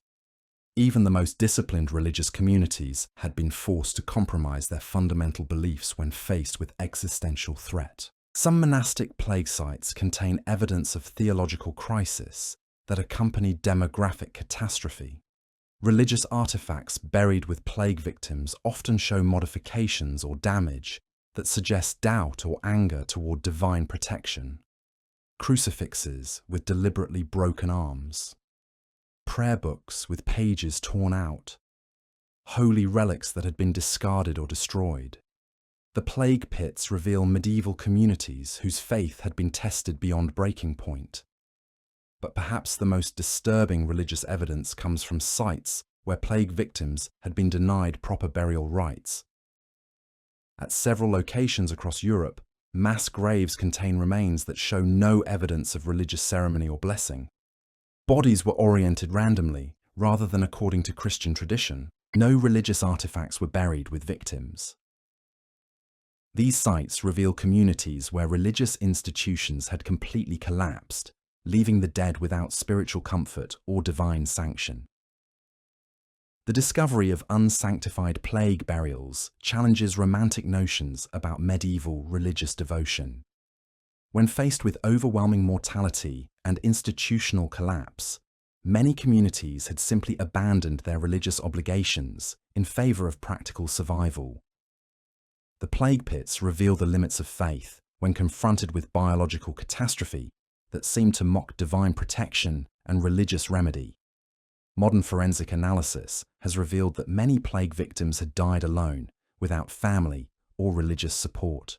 Bone chemistry analysis shows stress markers indicating prolonged isolation and abandonment in final days. Some skeletons contain evidence of dehydration and starvation, suggesting victims had been left to die without basic care. The plague pits preserve evidence of social breakdown so complete that fundamental human obligations had been abandoned. The psychological impact of this abandonment emerges clearly from burial site analysis. Many plague victims show evidence of having attempted self-care during their final illness, with crude bandaging materials still adhered to bones and evidence of self-administered medications. These findings reveal individuals who had faced death completely alone, forced to tend their own suffering without human comfort or companionship. Dr. Carrie Solosky-Weaver, a bioarchaeologist specializing in medieval trauma, has described examining isolated plague victims as encounters with humanity's capacity for both cruelty and resilience. The same sites that reveal abandonment and neglect also show evidence of individuals who had fought desperately to survive, who had maintained hope and determination even when facing death alone. The plague pits reveal the full spectrum of human behavior under extreme stress. The archaeological evidence has also revealed how plague mortality had affected medieval legal and property systems in ways that fundamentally altered European social structure. Estate records from the immediate post-plague period show massive transfers of wealth as entire family lines died out during pandemic years. Properties that had been held by the same families for generations suddenly became available for redistribution, creating opportunities for rapid social mobility among survivors. The demographic analysis of plague pit populations confirms this massive social upheaval. Many burial sites contain remains of wealthy individuals buried alongside peasants.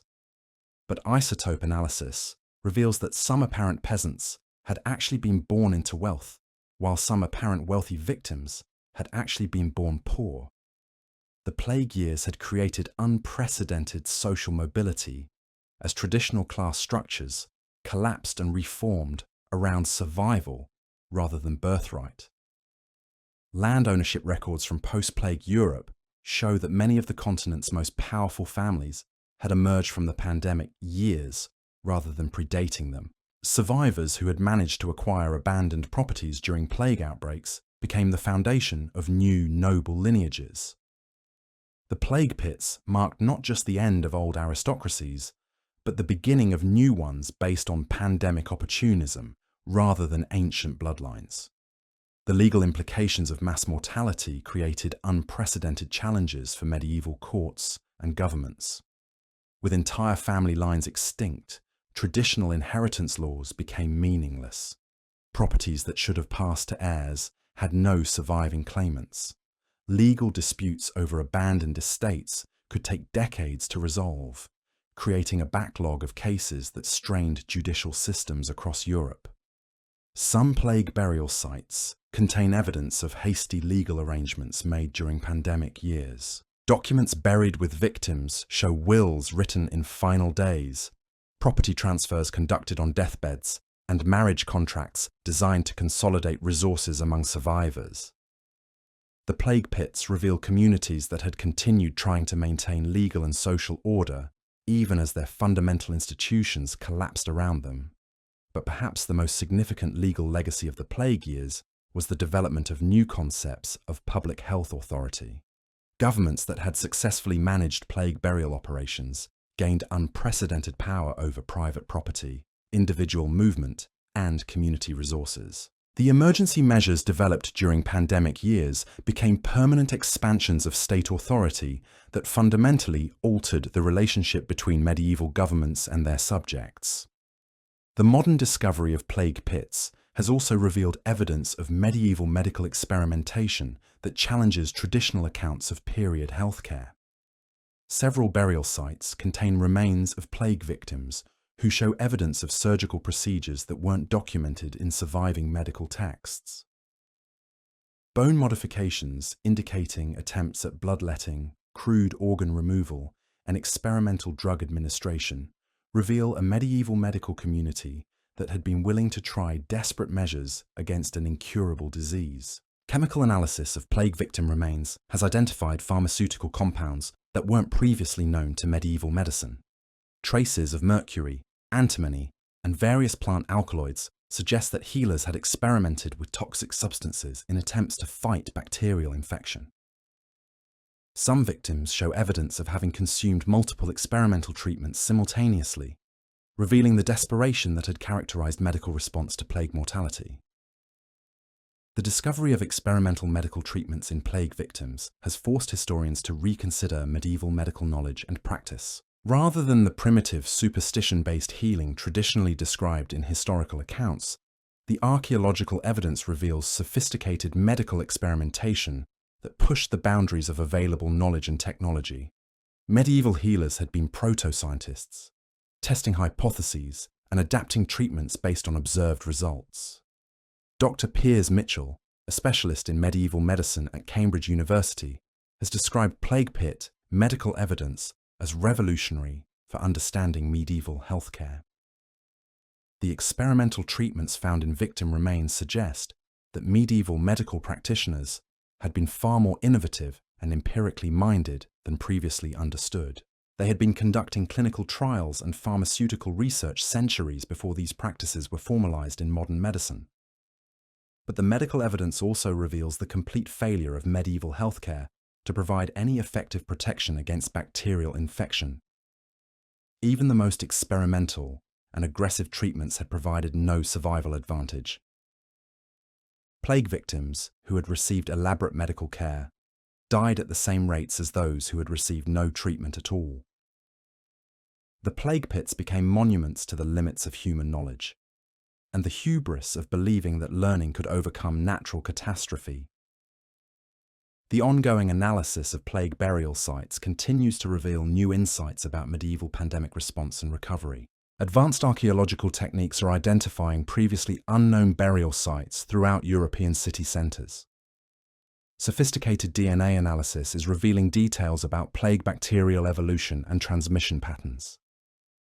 Chemical analysis is uncovering evidence of medieval diet, migration, and social networks that was previously impossible to study. Each new discovery forces us to confront uncomfortable questions about human vulnerability and social resilience. The plague pits remind us that the civilization we consider permanent and stable exists on foundations built from catastrophic loss. They reveal communities that maintain their humanity under impossible stress, but also show the terrible price of survival in the face of existential threat. The bones beneath European cities tell stories that span the full spectrum of human experience under extreme pressure. Stories of courage and cowardice, compassion and cruelty, hope and despair. Stories of communities that faced annihilation and somehow found the strength to care for their dead, maintain their values, and rebuild their shattered world. Stories of individuals who died alone and afraid, but also of others who sacrificed their own safety to comfort the dying and honor the dead. Modern construction continues to uncover new plague burial sites across Europe.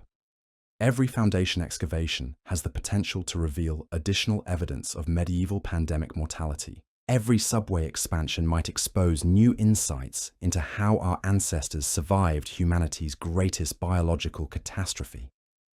Every underground construction project could uncover more secrets about social resilience, civilizational collapse, and the stubborn persistence of human dignity, even in mass graves. The technology for studying these sites advances at remarkable speed.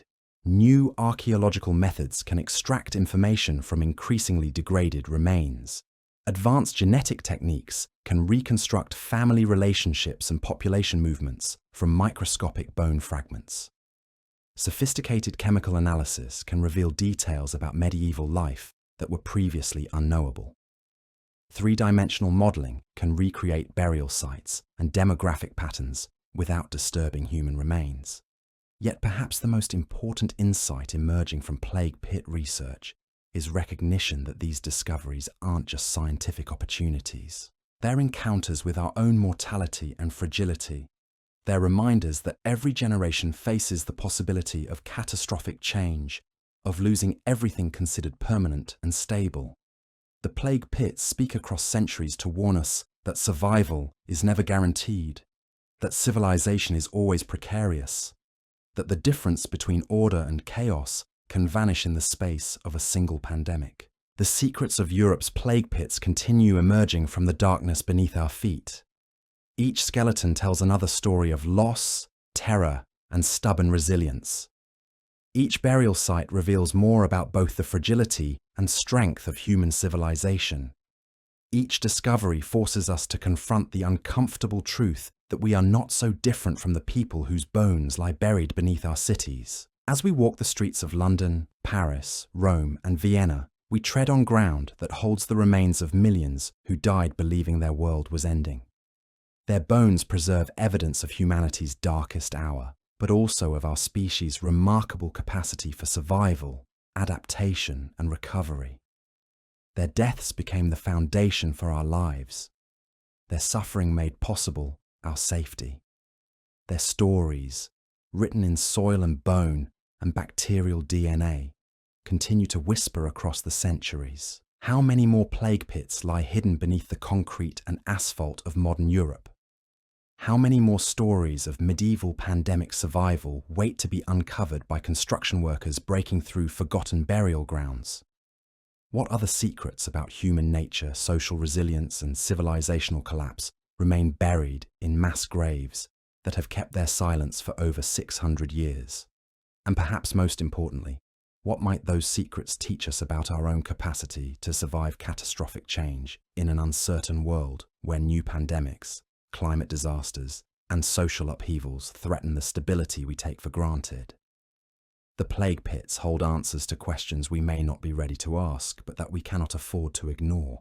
The dead beneath European cities are still speaking. We just need to listen.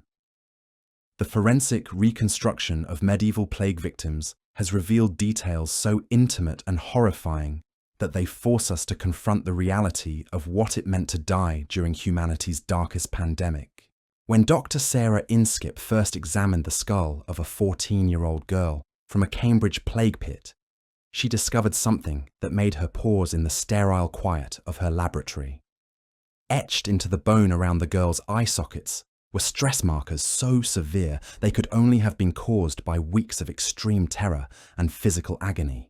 This wasn't just another medieval skeleton to be measured and catalogued. This was evidence of a child who had watched her family die around her, who had lived in constant fear as plague swept through her community, who had experienced pain so intense it had literally carved itself into her bones. The stress markers showed she had survived long enough to witness the complete collapse of everything she had ever known as normal and safe, before finally succumbing to the same bacterial infection that had claimed everyone she loved. The girl's teeth revealed even more disturbing details. Chemical analysis showed she had been malnourished in her final weeks, not from poverty, but because the entire food distribution system of her community had collapsed as plague killed merchants, farmers, and market vendors faster than they could be replaced. Her bones contained traces of unusual plant compounds, suggesting desperate attempts to treat her infection with folk remedies and experimental medicines that had provided no protection against bacterial invasion. But perhaps most heartbreaking was the evidence of how she had died. The positioning of her remains in the mass grave, carefully arranged despite the emergency circumstances, showed that someone had cared enough to place her body with dignity, even as their own world crumbled around them. Her arms were folded across her chest according to Christian tradition. Her head was oriented toward the east in preparation for resurrection. Even in chaos, even in terror, someone had taken the time to honor this child's death. Modern isotope analysis revealed she had been born in rural England, but had moved to the city as a young child, probably with family members seeking economic opportunity. Her bones showed She had lived a relatively comfortable life before plague arrived, with access to protein-rich foods and evidence of good health throughout her childhood. She represented countless medieval children whose promising lives had been cut short by forces completely beyond human understanding or control. The discovery of child plague victims across European burial sites has provided some of the most emotionally devastating evidence of the pandemic's impact on medieval society. Unlike adult remains, which sometimes show signs of chronic illness or gradual decline, child skeletons from plague pits reveal the disease's terrifying ability to kill healthy young people within days or hours of infection. Their bones preserve no evidence of long-term suffering or extended illness. These were children who had been playing, learning, and growing one day, then dead from bacterial infection the next. Archaeological evidence from family burial sites shows that children often died first within infected households, their smaller bodies less able to fight the overwhelming bacterial load of plague infection. But the forensic analysis reveals something even more disturbing. Many child plague victims show evidence of having been cared for by adults who were themselves already infected, suggesting that parents and caregivers had continued tending sick children even while dying themselves. The chemical analysis of child remains has revealed traces of medications and treatments that wouldn't normally be given to young patients, indicating that desperate adults had tried increasingly extreme measures to save dying children. Some child skeletons contain residues of mercury, arsenic, and other toxic substances that medieval medicine employed against plague, showing that communities had been willing to risk poisoning children rather than watch them die of infection. Dr. Mary Lewis, a specialist in medieval child health, described examining juvenile plague victims as encounters with humanity's most profound failures and deepest love. The same burial sites that revealed the complete breakdown of medical knowledge also showed evidence of adults who had risked their own lives caring for dying children. Parents had died holding their babies. Older siblings had succumbed while tending younger ones. Teachers and caregivers had perished alongside their charges. The demographic analysis of child plague victims has revealed disturbing patterns that challenge romantic notions about medieval childhood and family structure. Many plague pit sites show evidence of orphaned children who had survived initial family deaths only to die alone weeks or months later. Their bones display stress markers indicating prolonged abandonment and neglect, suggesting that community support systems for orphaned children had completely collapsed during peak mortality periods. Some child remains show evidence of attempted adoption or fostering by non-family members during plague years. Isotope analysis reveals children who had moved between households multiple times as their caregivers died, and others attempted to provide care. These findings show communities that had tried desperately to maintain social structures for child protection, even as their adult populations were decimated by disease. But the most haunting child discoveries come from sites where evidence suggests deliberate family suicide during plague outbreaks. At several locations across Europe, archaeologists have found family groups where forensic analysis indicates adults had killed their children before taking their own lives, probably to prevent the suffering they had witnessed in other plague victims. These burial sites reveal the psychological breaking point, where hope and faith had been completely overwhelmed by terror and despair. The analysis of infant remains from plague burial sites has provided evidence of how the pandemic had affected pregnancy and childbirth in medieval communities. Many plague pits contain the remains of newborns who appear to have been born during their mother's final illness, then survived only hours or days before succumbing to infection themselves. Some show evidence of premature birth as maternal immune systems failed under bacterial assault. The forensic examination of pregnant plague victims reveals the impossible choices faced by medieval women during pandemic years. Some appear to have continued pregnancies despite plague infection, possibly hoping their babies would survive even if they died. Others show evidence of having terminated pregnancies, perhaps recognizing that bringing children into a plague-ravaged world would only create additional suffering. Modern DNA analysis has revealed that plague bacteria could be transmitted from mother to child during pregnancy, meaning that some infants were born already infected with the disease that had killed their mothers. These findings help explain the rapid mortality rates observed among newborns in plague burial sites and provide scientific evidence for what medieval communities had observed but couldn't understand about disease transmission between generations. The discovery of stillborn infants in plague pits tells additional stories about the pandemic's impact on medieval reproductive health.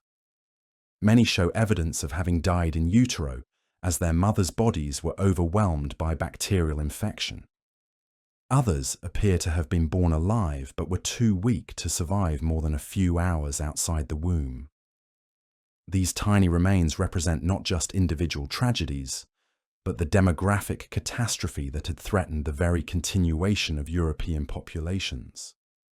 The scientific analysis of plague burial sites has also revealed evidence of how medieval communities had attempted to maintain religious and cultural traditions around child death, even during catastrophic mortality periods. Many child remains are buried with small religious artifacts, toys, or other objects that suggest attempts to provide spiritual comfort and continuity with normal death practices. Some child plague victims were buried with evidence of baptism or other religious ceremonies, indicating that communities had struggled to maintain sacramental practices, even when priests and religious authorities were dying at the same rates as their congregations. These findings reveal the persistence of faith and hope, even in circumstances that seem to mock divine protection and religious remedy. But the religious evidence also reveals the breakdown of traditional death practices for children during peak plague mortality. Many child remains show no evidence of religious ceremony or blessing, suggesting that emergency burial procedures had overwhelmed normal spiritual care. Some were buried without the special consideration typically given to young victims, treated instead as part of mass disposal operations, focused on preventing disease spread rather than honoring individual lives. The psychological impact of child mortality during plague years emerges clearly from adult burial sites that show evidence of prolonged grief and trauma. Many adult plague victims from later stages of outbreaks display bone modifications suggesting deliberate self-harm or neglect, possibly indicating that parents who had lost children had stopped caring for their own survival and health. Archaeological evidence from post-plague communities shows dramatic changes in child-rearing practices, educational systems, and family structures that reflected the demographic catastrophe of losing entire generations of young people. Many European communities took decades or centuries to develop new social institutions capable of supporting child development after their traditional systems had been destroyed during plague years. The forensic analysis of plague burial sites has revealed that medieval understanding of childhood and child protection had been fundamentally altered by pandemic mortality.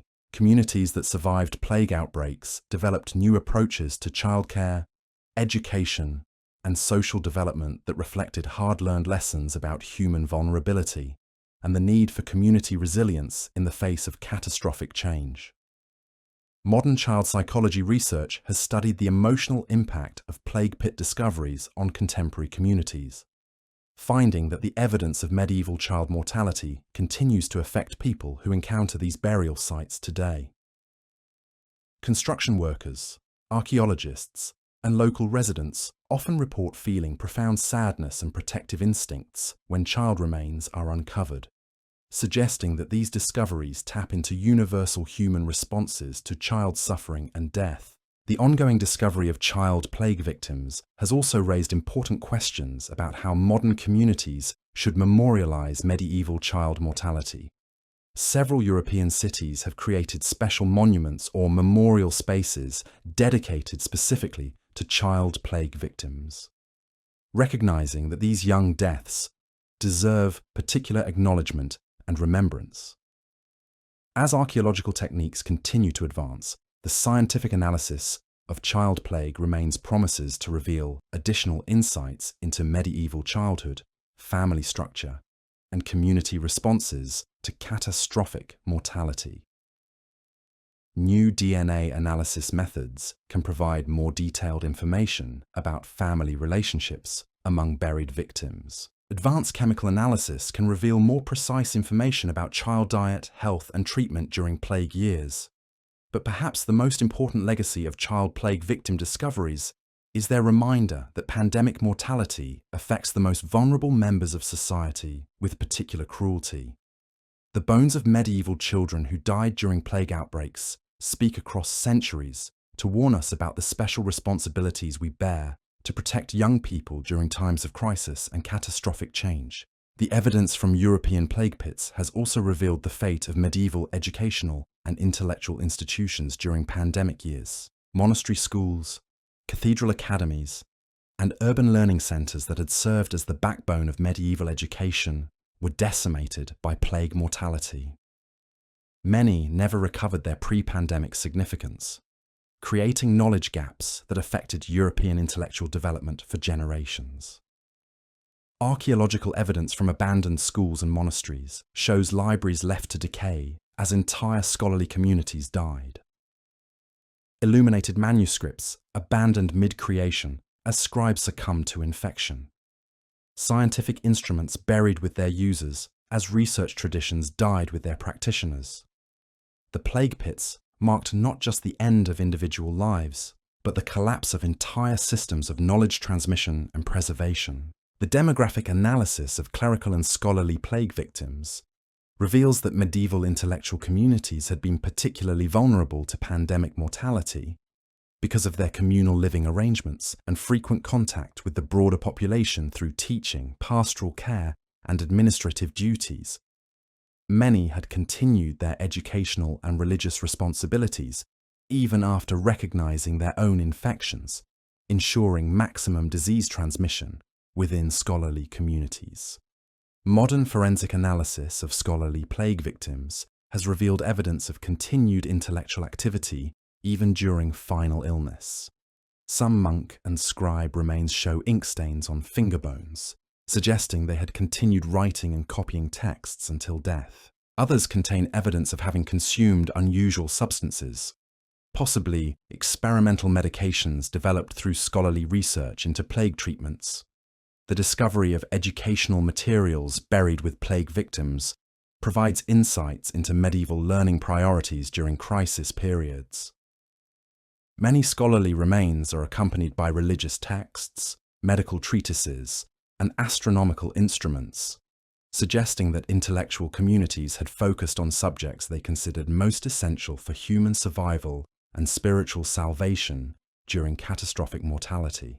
But the most significant educational legacy of plague mortality was the development of new approaches to learning and knowledge preservation that reflected hard-won insights about social vulnerability and institutional fragility.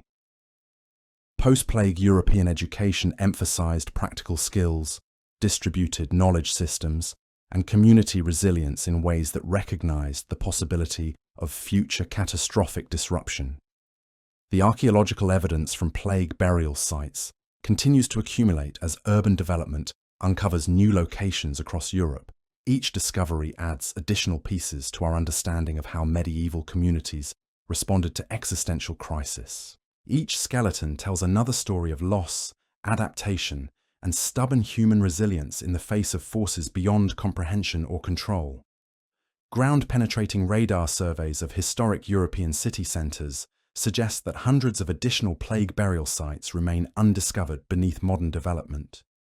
Shopping districts, financial centres, residential neighbourhoods, and transportation hubs across the continent sit unknowingly above the bones of plague victims whose stories have yet to be told.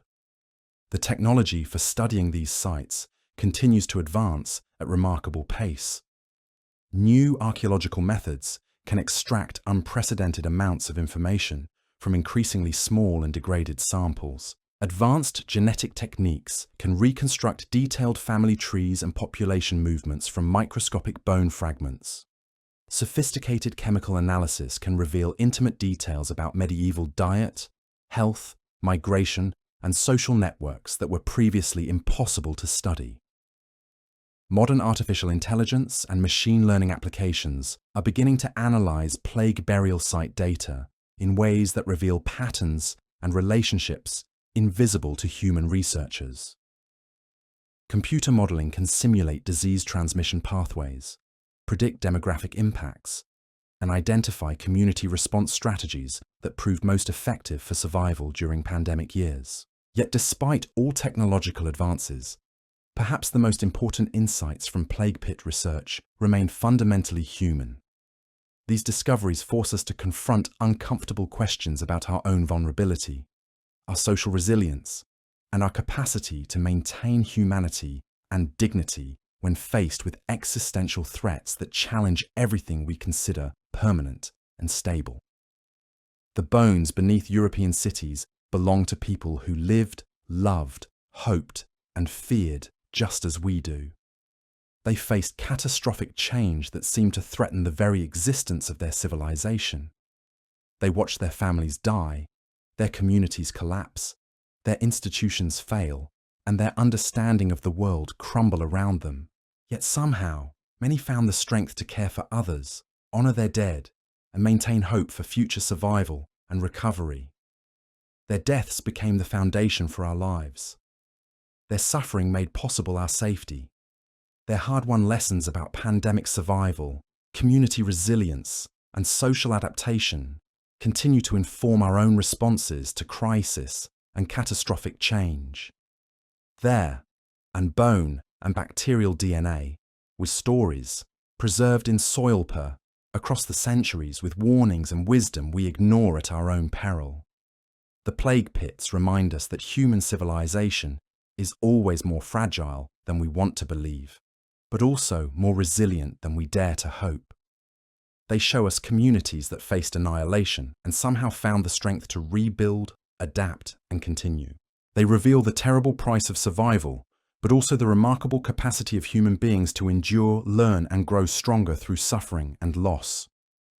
As we face our own uncertain future, with new pandemics, climate disasters, and social upheavals threatening the stability we take for granted, the plague pits offer both warnings and comfort.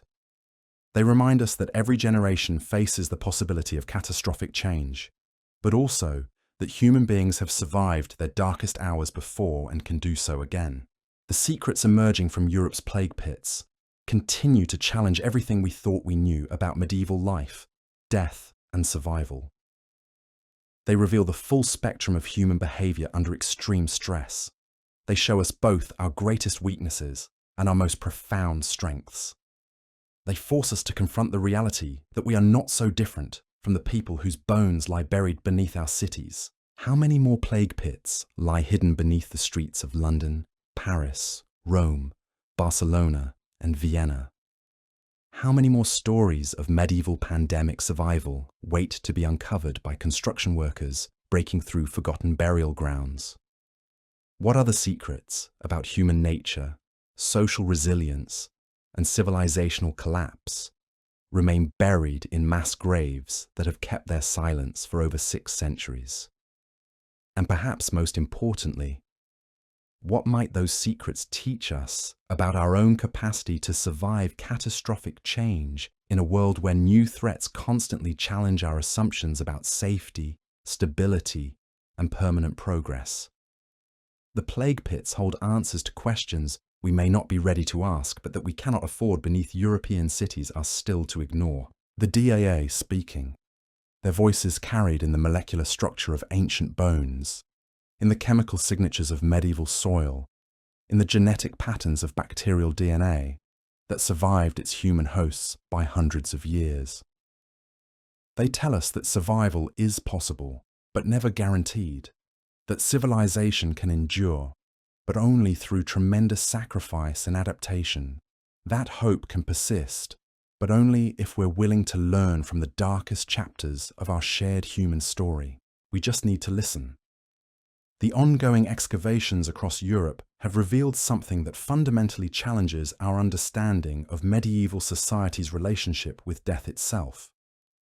When archaeologists began analysing burial patterns within individual plague pits, They discovered that many contained evidence of ritualistic arrangements that defied the chaos and panic traditionally associated with Black Death mortality.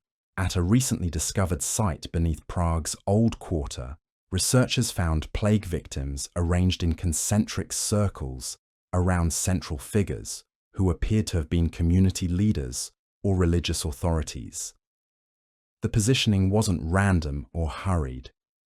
Despite the overwhelming death tolls, someone had taken considerable time and effort to create meaningful burial patterns that reflected medieval beliefs about death, resurrection, and community hierarchy. Dr. Helena Svoboda, the lead archaeologist on the Prague excavation, described the discovery as profoundly moving. These weren't just bodies hastily thrown into a hole. These were carefully orchestrated funeral arrangements that maintained dignity and meaning even during civilization's darkest hour. The central figures wore remnants of expensive clothing and religious jewelry, suggesting they had been priests, merchants, or noble families who had died alongside their servants and tenants. The isotope analysis of the Prague victims revealed an even more complex story. Many of the people buried in the outer circles had been born in distant regions of Europe, suggesting they were pilgrims, merchants, or refugees who had sought safety in the city, only to encounter the same death they had fled. Their bones told stories of desperate journeys across medieval Europe, of people who had abandoned everything familiar in pursuit of survival that remained forever beyond their reach. But perhaps most haunting was the discovery of personal artifacts buried with plague victims throughout the site. Rosary beads clutched in skeletal fingers, small wooden crosses placed on chest bones, coins positioned over eye sockets according to ancient burial traditions. Even in mass graves, even during catastrophic mortality, medieval communities had struggled to maintain the sacred rituals that connected the living with the dead and the earthly with the divine. The religious artifacts found in European plague pits have provided unprecedented insights into medieval spiritual responses to pandemic mortality. Unlike the theological writings that survived in monastery libraries, these burial goods represent the actual beliefs and practices of ordinary people facing death on an incomprehensible scale. They reveal communities that had maintained faith even when divine protection seemed to have completely abandoned them. Chemical analysis of religious metals found with plague victims has revealed traces of holy oils, blessed water, and consecrated wine, indicating that last rites and other sacramental practices had continued even during peak mortality periods.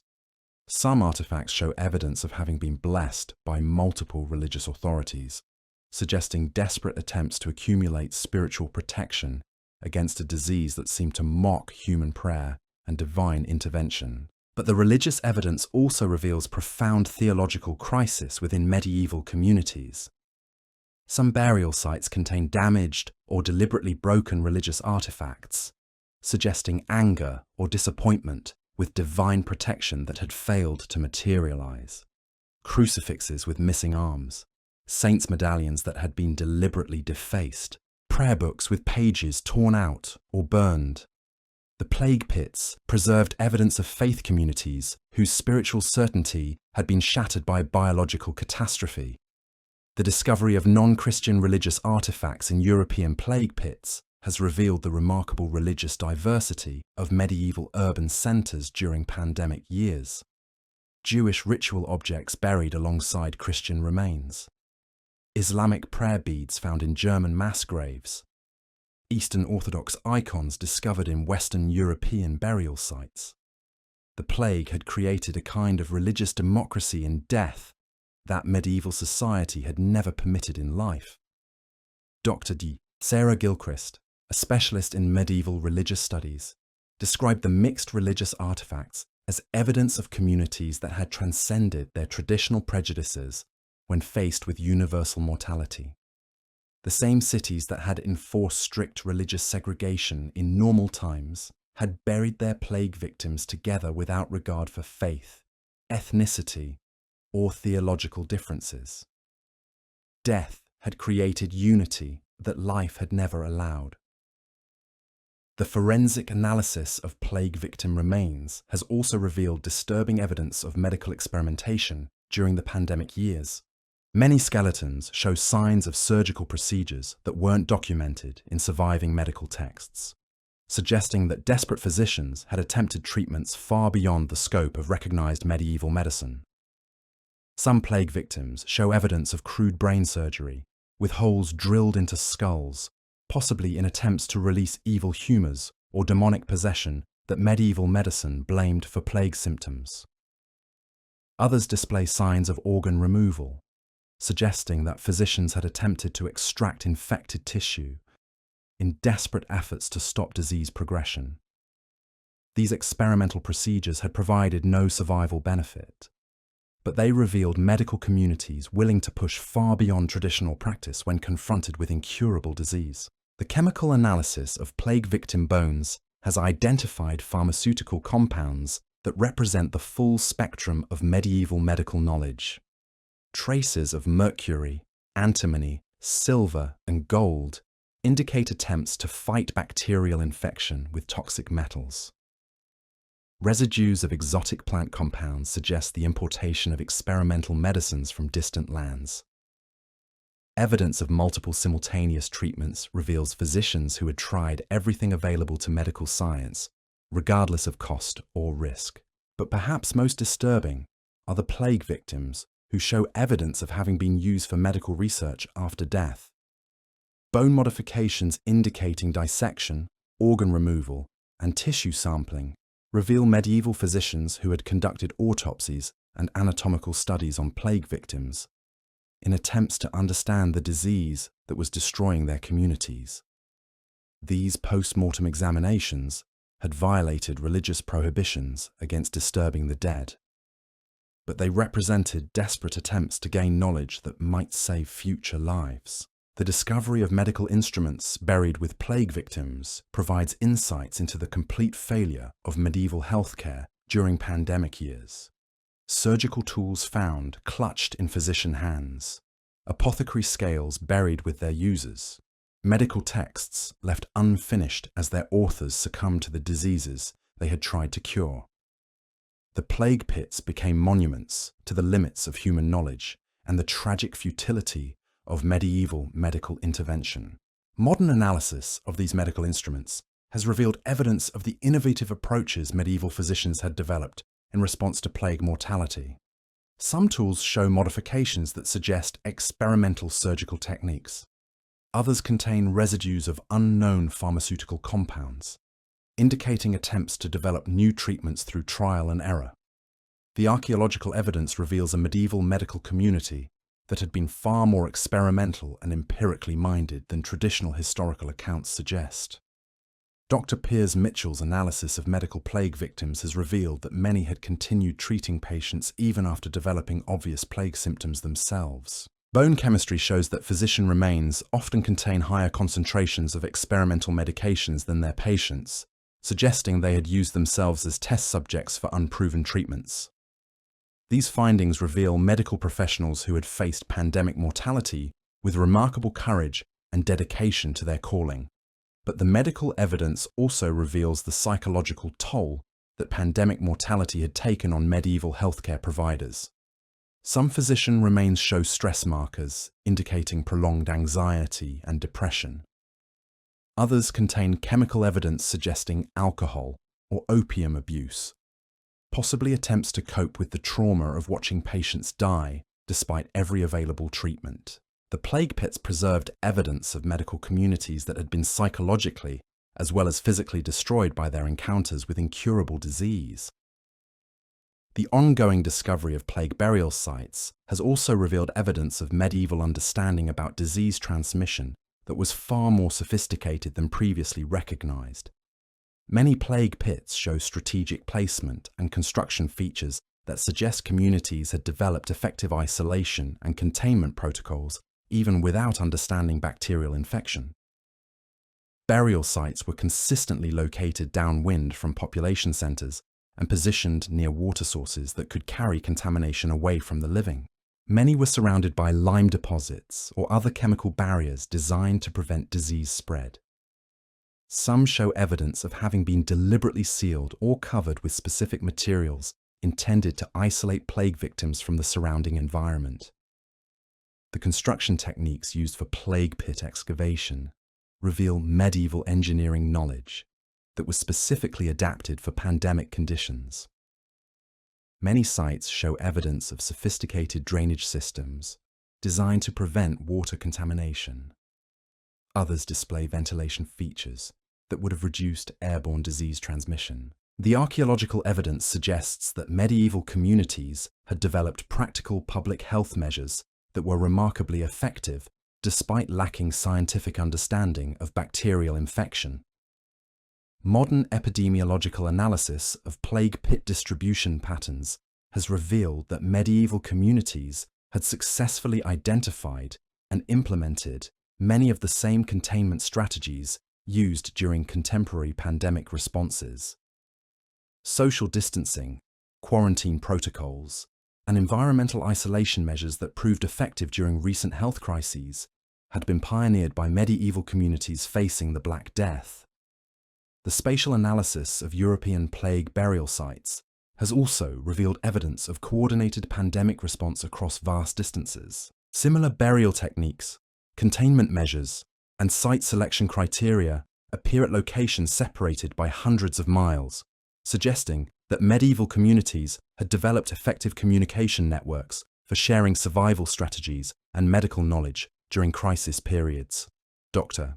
Monica Green's research into medieval pandemic communication has revealed that information about plague outbreaks, survival strategies, and effective treatments had spread across Europe faster than the disease itself.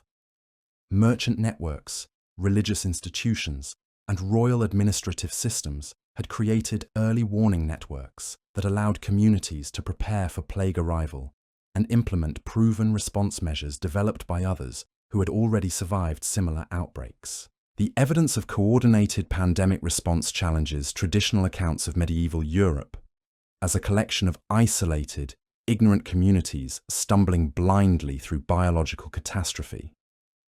Instead, the plague pits reveal a continent-wide civilization that had developed sophisticated strategies for information sharing, resource coordination, and mutual support during existential crisis. The archaeological record also shows evidence of medieval communities that had learned from previous plague outbreaks and had adapted their responses accordingly. Later plague burial sites often display more sophisticated construction techniques, better isolation measures, and more effective body processing methods than earlier sites. Medieval Europe had been conducting pandemic preparedness research centuries before such concepts were formalized in modern public health.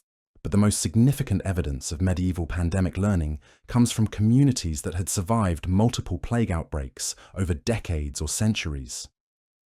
Archaeological analysis of sites that had been used repeatedly during successive epidemics shows clear evolution in burial practices, containment measures, and community response protocols.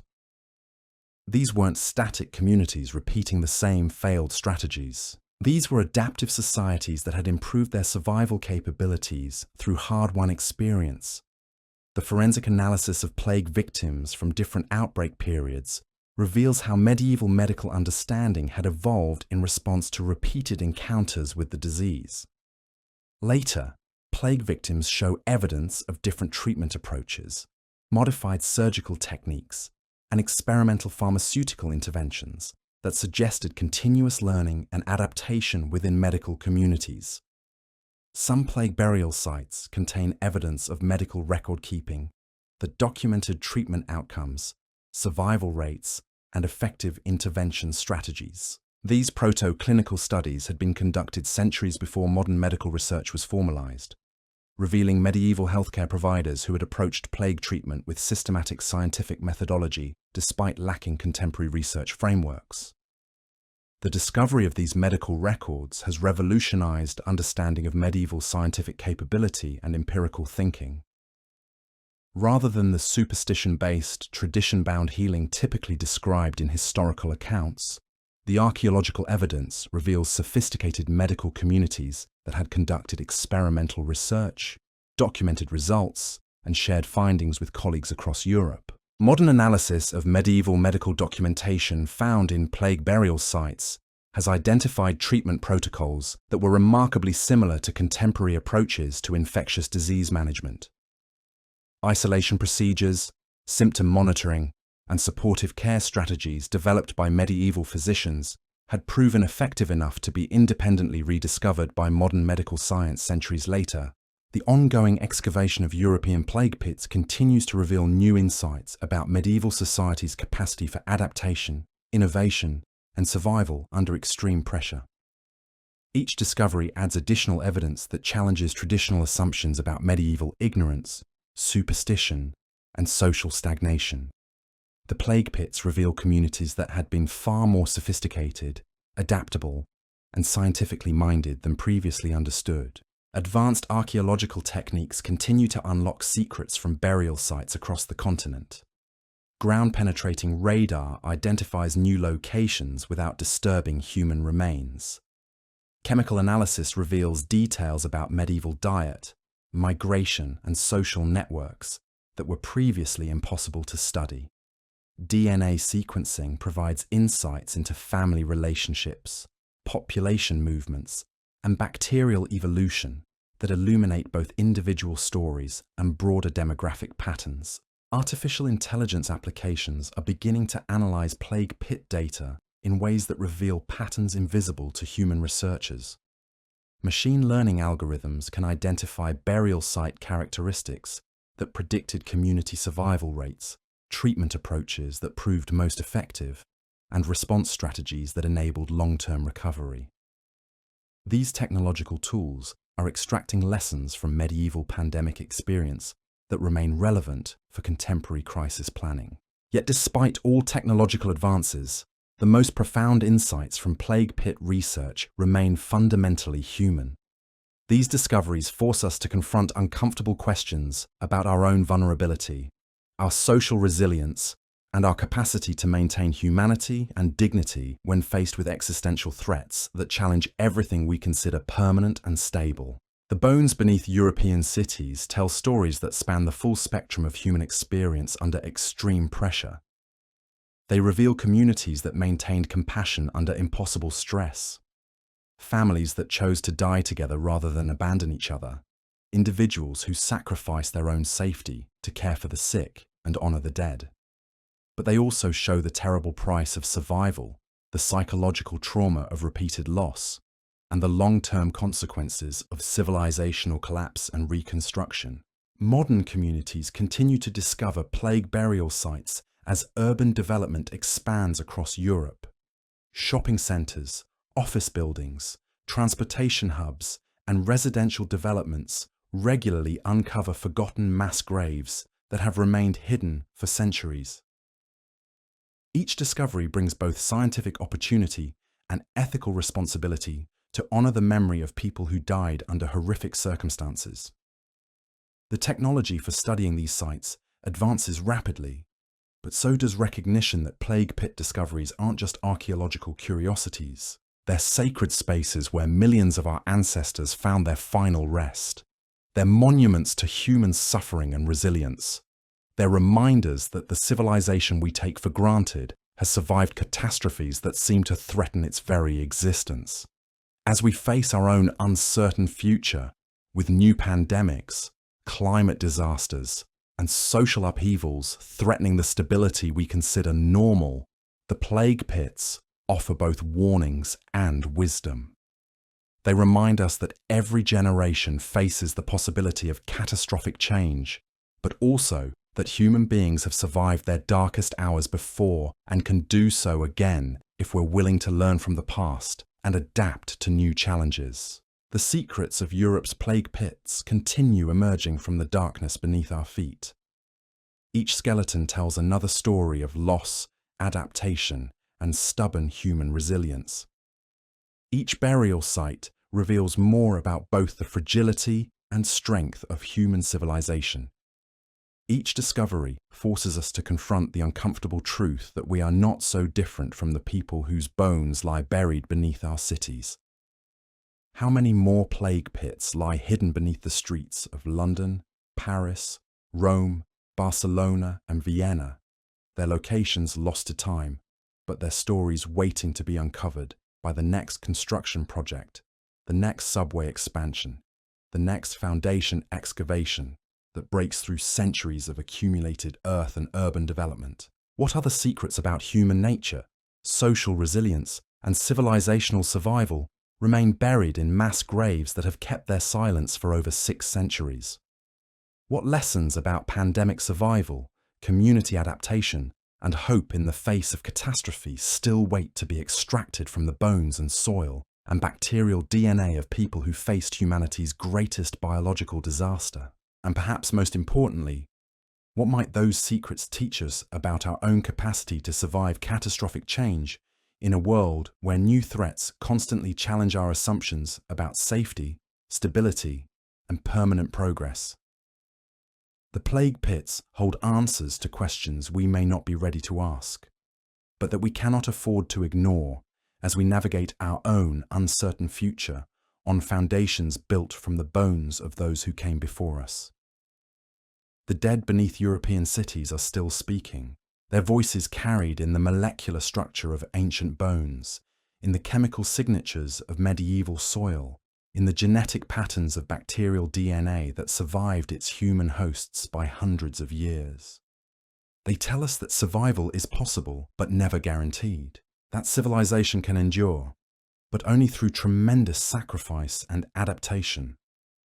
That hope can persist, but only if we're willing to learn from the darkest chapters of our shared human story. The modern analysis of European plague pits has revealed something that forces us to completely reconsider medieval society's capacity for organization and compassion during existential crisis.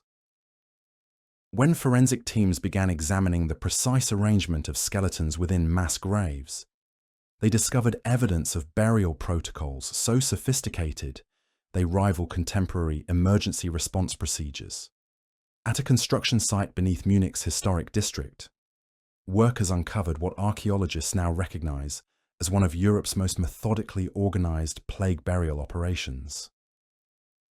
The mass grave contained over 800 victims, but they weren't simply thrown into a hole. Bodies had been arranged in systematic layers, with wooden planks separating different burial levels. Lime had been carefully distributed between corpses to control decomposition. Even the positioning of individual bodies followed consistent patterns that maintained religious dignity while maximizing space efficiency. Dr. Andreas Weber, the forensic anthropologist who led the Munich excavation, described the discovery as evidence of medieval crisis management that would impress modern emergency coordinators. These weren't panicked communities throwing bodies into holes. These were organized societies, implementing sophisticated logistics under unimaginable pressure. Someone had developed protocols, trained workers, and maintained quality control, even while watching their civilization collapse around them. The isotope analysis of Munich's plague victims revealed the international scope of medieval urban populations during the pandemic years. Bodies buried in the same mass grave included people born in regions spanning from North Africa to Scandinavia, from Ireland to Eastern Europe. Munich hadn't just been a German city during the plague years. It had been a cosmopolitan hub where merchants, pilgrims, students, and refugees from across the known world had gathered, lived, and died together. But the most emotionally devastating aspect of the Munich discovery was the evidence of families who had chosen to die together rather than face separation during quarantine procedures. Genetic analysis revealed multiple family groups buried in adjacent positions, with parents and children arranged so their remains would touch throughout eternity. Chemical analysis of their bones showed they had died within hours of each other, suggesting deliberate decisions to remain together rather than seek individual survival. The forensic reconstruction of these family deaths tells stories that challenge everything we think we understand about medieval responses to pandemic mortality. Rather than the desperate chaos traditionally associated with Black Death, the evidence reveals communities that had maintained their deepest values even when facing extinction. Love had proven stronger than survival instinct. faith had endured when divine protection seemed to have vanished completely. Archaeological evidence from across continental Europe has revealed similar patterns of organized compassion during plague years. In Barcelona, mass burial sites show evidence of communities that had continued providing individual grave goods even during emergency interment procedures. Small religious medallions placed with each victim, personal possessions arranged according to traditional burial customs, evidence of prayers and blessings conducted over mass graves containing hundreds of bodies. The Spanish discoveries have provided crucial insights into how Mediterranean cultures had adapted their burial traditions to accommodate catastrophic mortality while maintaining spiritual and cultural continuity. Unlike Northern European sites where practical necessity had often overwhelmed religious custom, Southern European plague pits show remarkable persistence of ceremonial practices even under extreme pressure. Dr. Carmen Rodriguez, a medieval archaeologist specializing in Iberian plague sites, explained that Mediterranean communities had possessed cultural frameworks for mass mortality that Northern Europeans lacked. Historical experience with Islamic invasions, Viking raids, and Byzantine conflicts had created social institutions capable of maintaining dignity and order even during civilizational collapse. The plague pits reveal communities that had been tested by previous catastrophes and had developed resilience that served them well during biological disaster. But the most haunting discoveries from Spanish plague sites involve evidence of communities that had attempted to maintain normal life, even as plague devastated their populations. Archaeological layers from Barcelona's medieval quarter show evidence of markets, schools, and religious services continuing to operate even while mass graves were being filled nearby. People had continued buying and selling goods, teaching children, and conducting religious ceremonies within sight of burial operations, processing hundreds of bodies per day. The persistence of normal social activities during catastrophic mortality reveals medieval communities with psychological resilience that modern societies struggle to comprehend. Rather than complete social breakdown, many European cities had developed dual-track systems where emergency plague response operated alongside continued civilian life. The living had maintained their humanity while surrounded by industrial-scale death processing. Chemical analysis of artifacts found in Spanish plague pits has revealed evidence of continued economic activity even during peak mortality periods. Coins dated to plague years, trade goods from distant regions, evidence of continued manufacturing and commerce. These findings challenge traditional accounts of complete economic collapse during Black Death years and reveal communities that had maintained essential functions even while losing massive portions of their populations. The plague pits of Europe have revealed their darkest secrets, but their whispers from beneath our feet grow more urgent with each passing discovery. Every skeleton tells the same haunting truth, that the civilization we consider permanent and indestructible once faced complete annihilation, and somehow, impossibly, found the strength to endure. These mass graves aren't just archaeological curiosities buried beneath shopping centres and subway stations. They're monuments to humanity's capacity for both unimaginable cruelty and breathtaking compassion when faced with forces beyond our control. As construction crews continue breaking through forgotten burial grounds across London, Paris, Munich, and Prague, each discovery forces us to confront uncomfortable questions about our own fragility. The medieval communities who filled these pits believed their world was ending, just as we believe ours is permanent. They watched everything they trusted crumble around them, yet many found ways to maintain dignity, love, and hope, even while stacking bodies 5 deep in emergency graves. The bones speak across 7 centuries with warnings we can't afford to ignore. They remind us that pandemics don't just kill individuals, they kill entire ways of life, entire assumptions about safety and stability. But they also remind us that survival is possible, that human beings can endure the unendurable and emerge stronger, wiser, more compassionate than before. So as you walk the streets of any European city, Remember that you're treading on foundations built from catastrophic loss and stubborn resilience. Beneath your feet lie the remains of millions who died believing their story was ending, never knowing their deaths would become the foundation for our lives. They're suffering the soil from which our safety would grow. How many more plague pits lie hidden beneath the concrete and steel of modern Europe? Their secrets waiting to be uncovered by the next excavation, the next foundation that breaks through centuries of silence. And what might those buried voices teach us about our own capacity to survive whatever catastrophes await in our uncertain future? The dead are still speaking. The question is whether we're brave enough to listen.